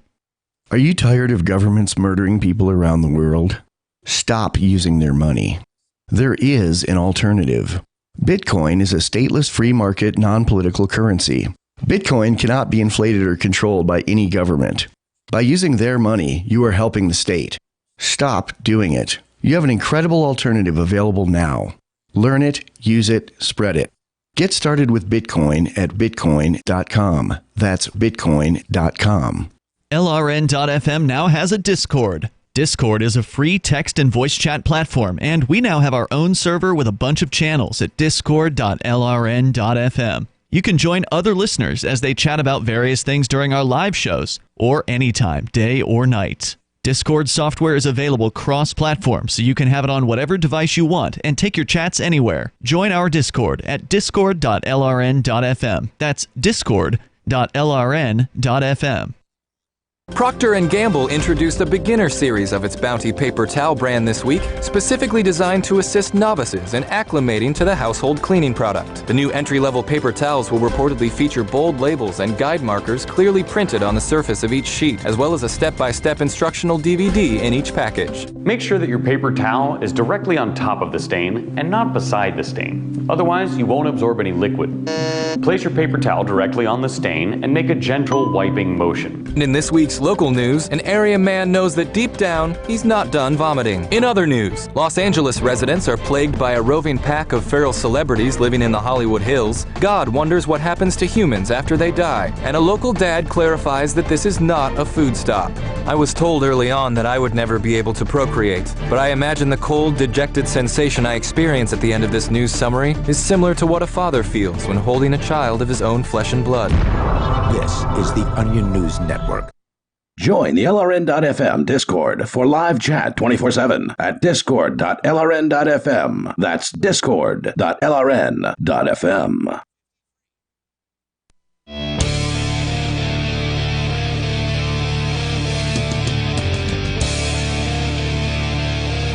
It's Free Talk Live. You can dial in toll free. Bring up whatever you want. Our number is 855-450-FREE. That's 855-450-3733. Joining you in the studio tonight, it's Ian. It's Vincent. And Chris. We've also got the Discord on-air call-in line rooms over at discord.lrn.fm, so be sure you jump into those. And, of course, you can also interact with other Free Talk Live listeners on that Discord server. It's free. And I want to say thanks to Sean E., who is a Free Talk Live Gold amplifier. He's given $10 a month. That's what the gold level is, to the AMP program at ampamp.freetalklive.com. It's a way for you to help back up what we do here and help us advertise, market, and promote Free Talk Live, to get on more radio stations, to bring more internet listeners on board, expose new people to the ideas of freedom over at amp.freetalklive.com. As we continue here, I think he's back. I think the caller that we lost earlier, who was like railing against vaporizers, is back with us. Is this Ron in California? You were the same guy that called earlier, right? Yeah, I wasn't railing against vaping. I mean, if you're old enough to vape, go ahead. That's up to you. But with the you're talking about hello. Yeah, you're right here. Okay, we're talking about a chemical-induced heat that the investor that you spoke of, who gave the $12 billion, admitted in their own stock portfolio reports that there are toxicants in the product as well as nicotine. Nicotine is legal. Tobacco is legal. Nicotine is an intoxicant. What's wrong with that? It's a poison as well. So's alcohol. You're right. So is alcohol. Well, wait a minute. We're talking about a product that was developed that the people who developed it said they had no intention of capturing the youth market, which they did. And they did it by... Are you trying to say, sir, that having flavored products means you're marketing to children? When you have a collusion, now watch the words, between the biggest manufacturer of cigarettes and the children's drinks, and that's not evidence of anything. Listen, there's so many different entities out there that have multiple products on the market, both children's products and adult products. The idea that simply because they come together and work on a project or they work on a product means that they are targeting children is ridiculous. Especially when the argument is based on the fact that it's flavored. All the schools and we offered free candy and they took the candy. That's fine. Where's the evidence? Where's the evidence that they're around schools or going into schools and offering these candy flavored you're putting products? Words in people's mouths. You're the best sidetrackers around, but you're also silly. What are you talking about? It's exactly what you're saying. He's asking you questions. Okay. Ask a question, then. Don't go on a tirade. Well, look, we can go on a tirade if we damn well please, but here. The Altria Corporation owns different sub-corporations. Are you saying that every product that Kraft Foods makes is part of a diabolical plot to get people addicted to nicotine? That's a childish argument. That's the argument you just made. Argument, not me. Didn't you just say, maybe I misunderstood you, so we'll give you a chance here to correct what you said or correct our understanding of it. Didn't you just say that Altria, the group that invested in the billions of dollars, 12 billion you cited, it was actually 12.8, in Juul, that they also owned Tang and other children's food products, right? Well, yeah, that's what I said. And so weren't you suggesting that was part of some sort of... out there, doesn't? Huh?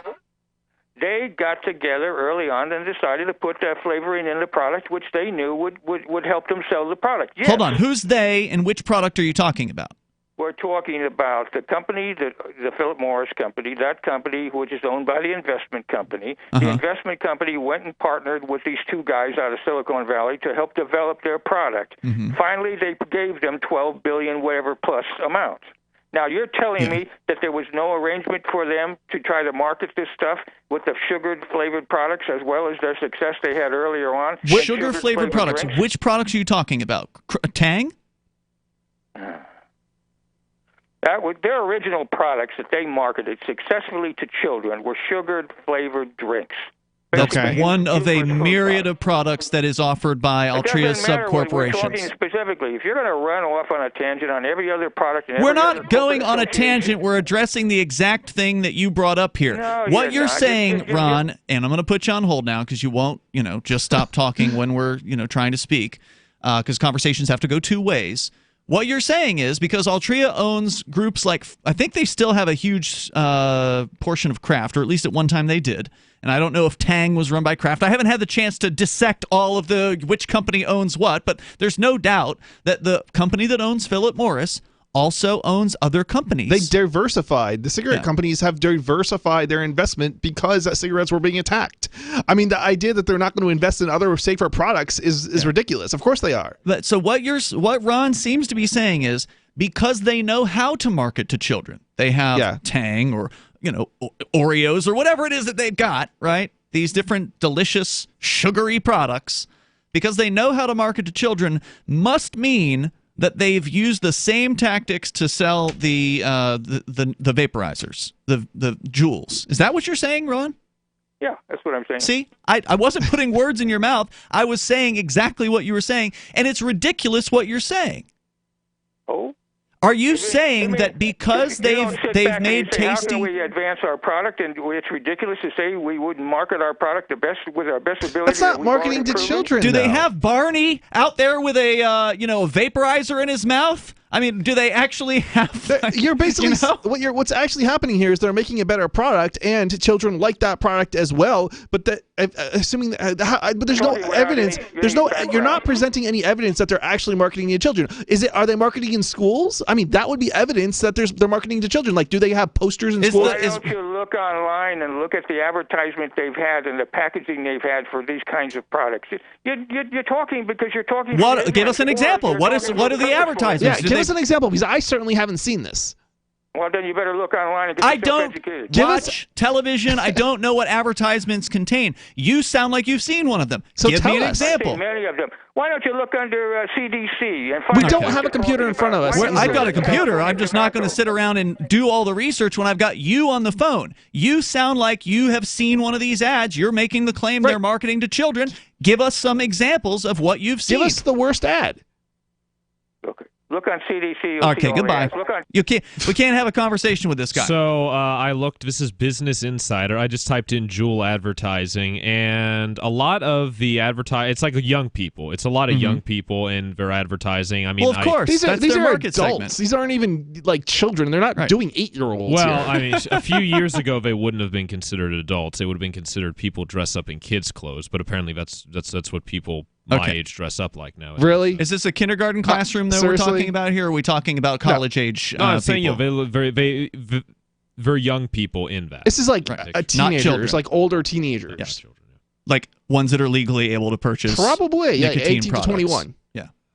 And what are they doing in these advertisements? Vaping. They're just like standing around partying, looking cool. Party. It's the positive images. There's not a whole lot of products that market themselves with old people in them. They usually, and if they do, they usually are still like young looking. Sure. So the idea that you're gonna put somebody who is older in your commercials it sounds absurd to me. Of course, you're gonna go after the younger people. I mean, the banks don't. Even the banks like to put children in their commercials, right? Like actual children. Are we then supposed to say they're like targeting children? I mean, I think it's kind of ridiculous. Well, no, I mean they put it in for specific reasons. Different things are marketed, right? For arthritis medication, you're not going to see children being advertised in it. So if banks have children in their advertisements, usually it's to evoke emotion from parents, right? The family. No, duh. But they're not marketing it to children just because there's children in the advertisement. If they were marketing Juuls to children, they would have some sort of character. They'd have some sort of stuffed animal come to life. Right.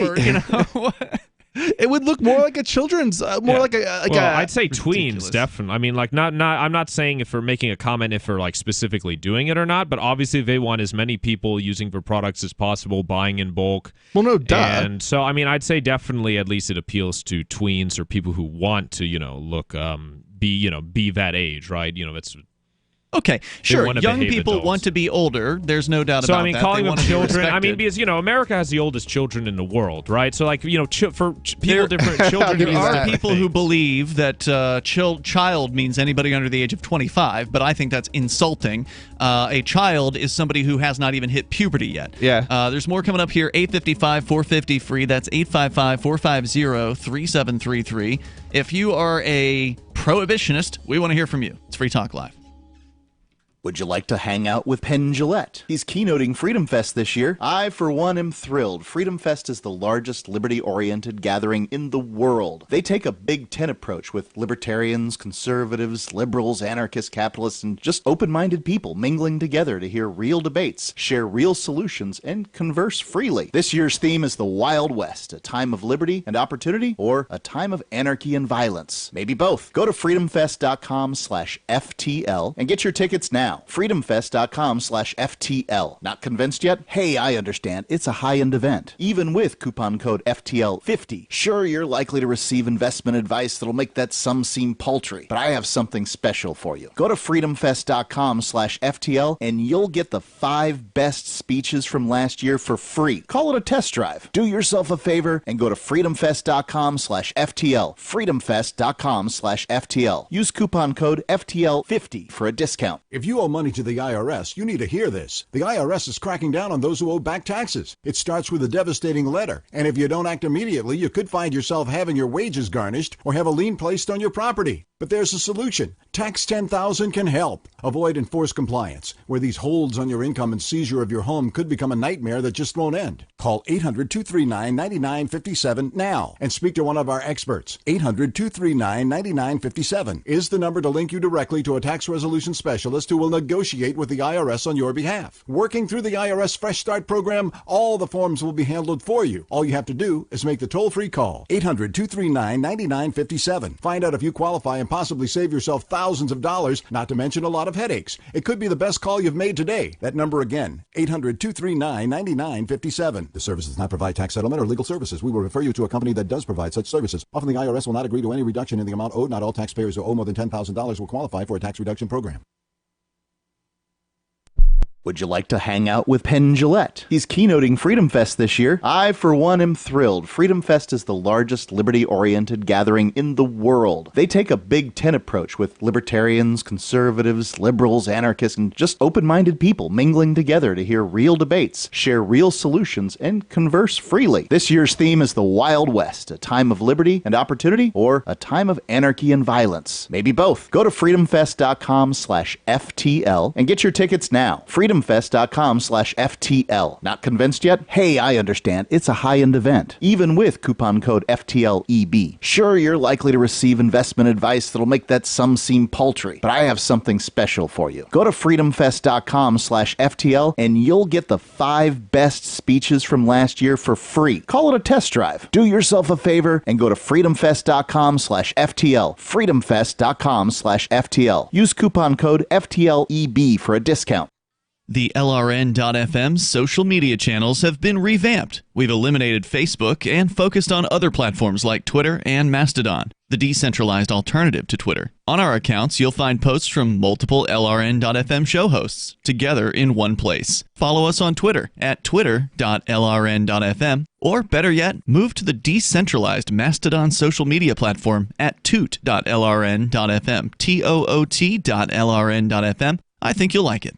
So you've signed the Shire Society Declaration and are planning your move to New Hampshire to be around more liberty-oriented people. Next, sign up for the Shire Society Forum at forum.shiresociety.com. There are a bunch of people there who are already in the Shire, and they want to meet you. If you're already in the Shire physically, you should also come by the forums. Remember, not everyone uses Facebook. New people are signing up for the Shire Society Forum every month, so drop in and say hello at forum.shiresociety.com. You're listening to the best liberty-oriented audio streamed around the clock, on the air, and online. This is the Liberty Radio Network at LRN.FM.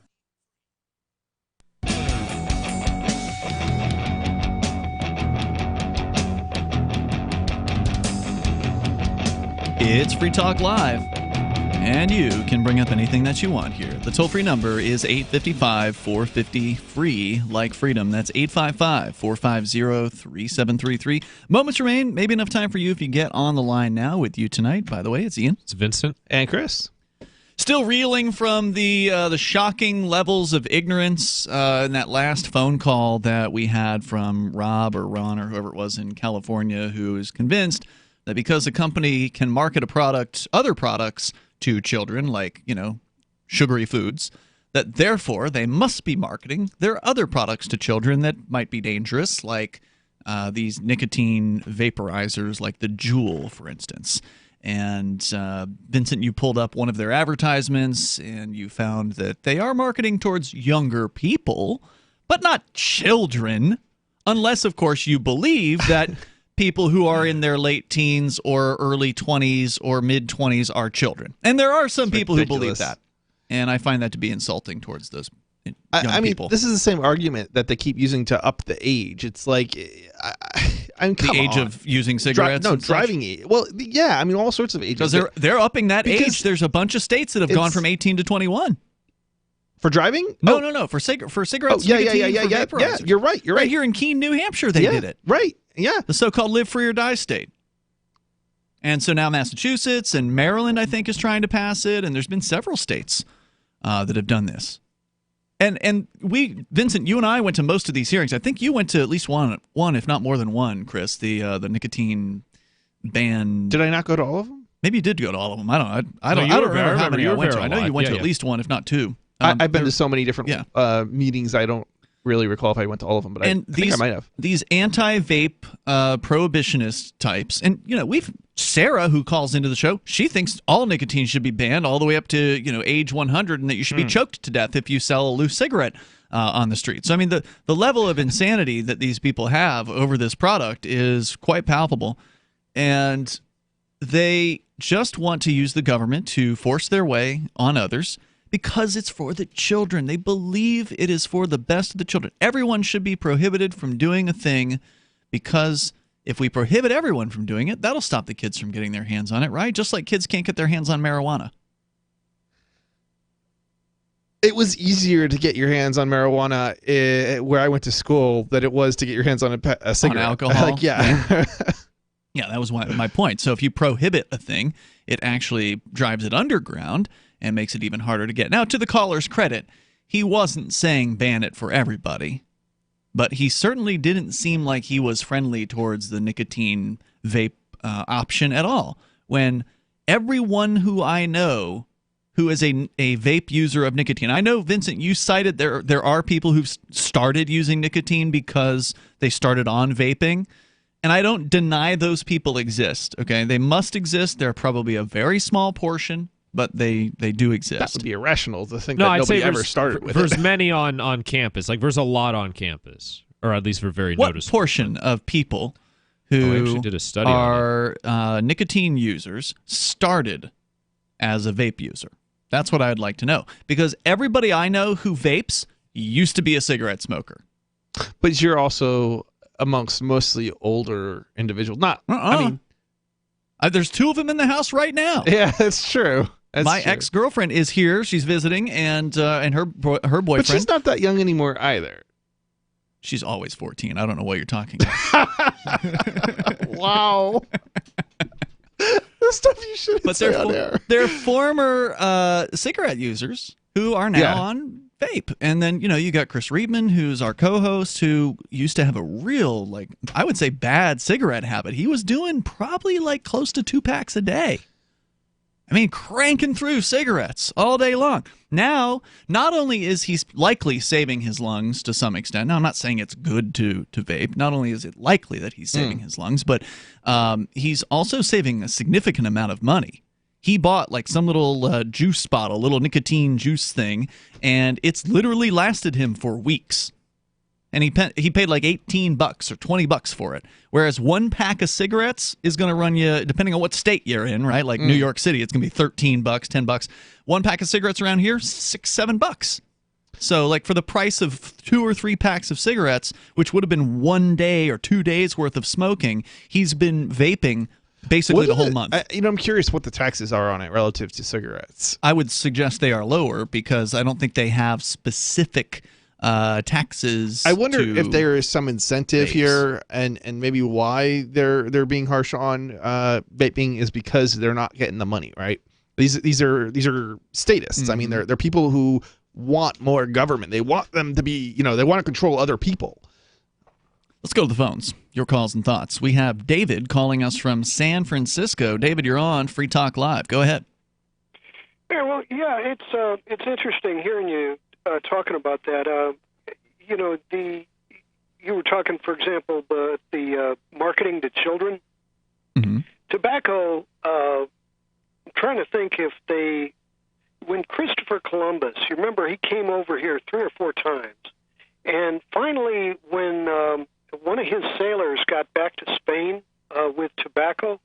He was smoking in downtown, wherever, Lisbon or someplace or another, and he exhaled, they just executed him as a witch. It was amazing.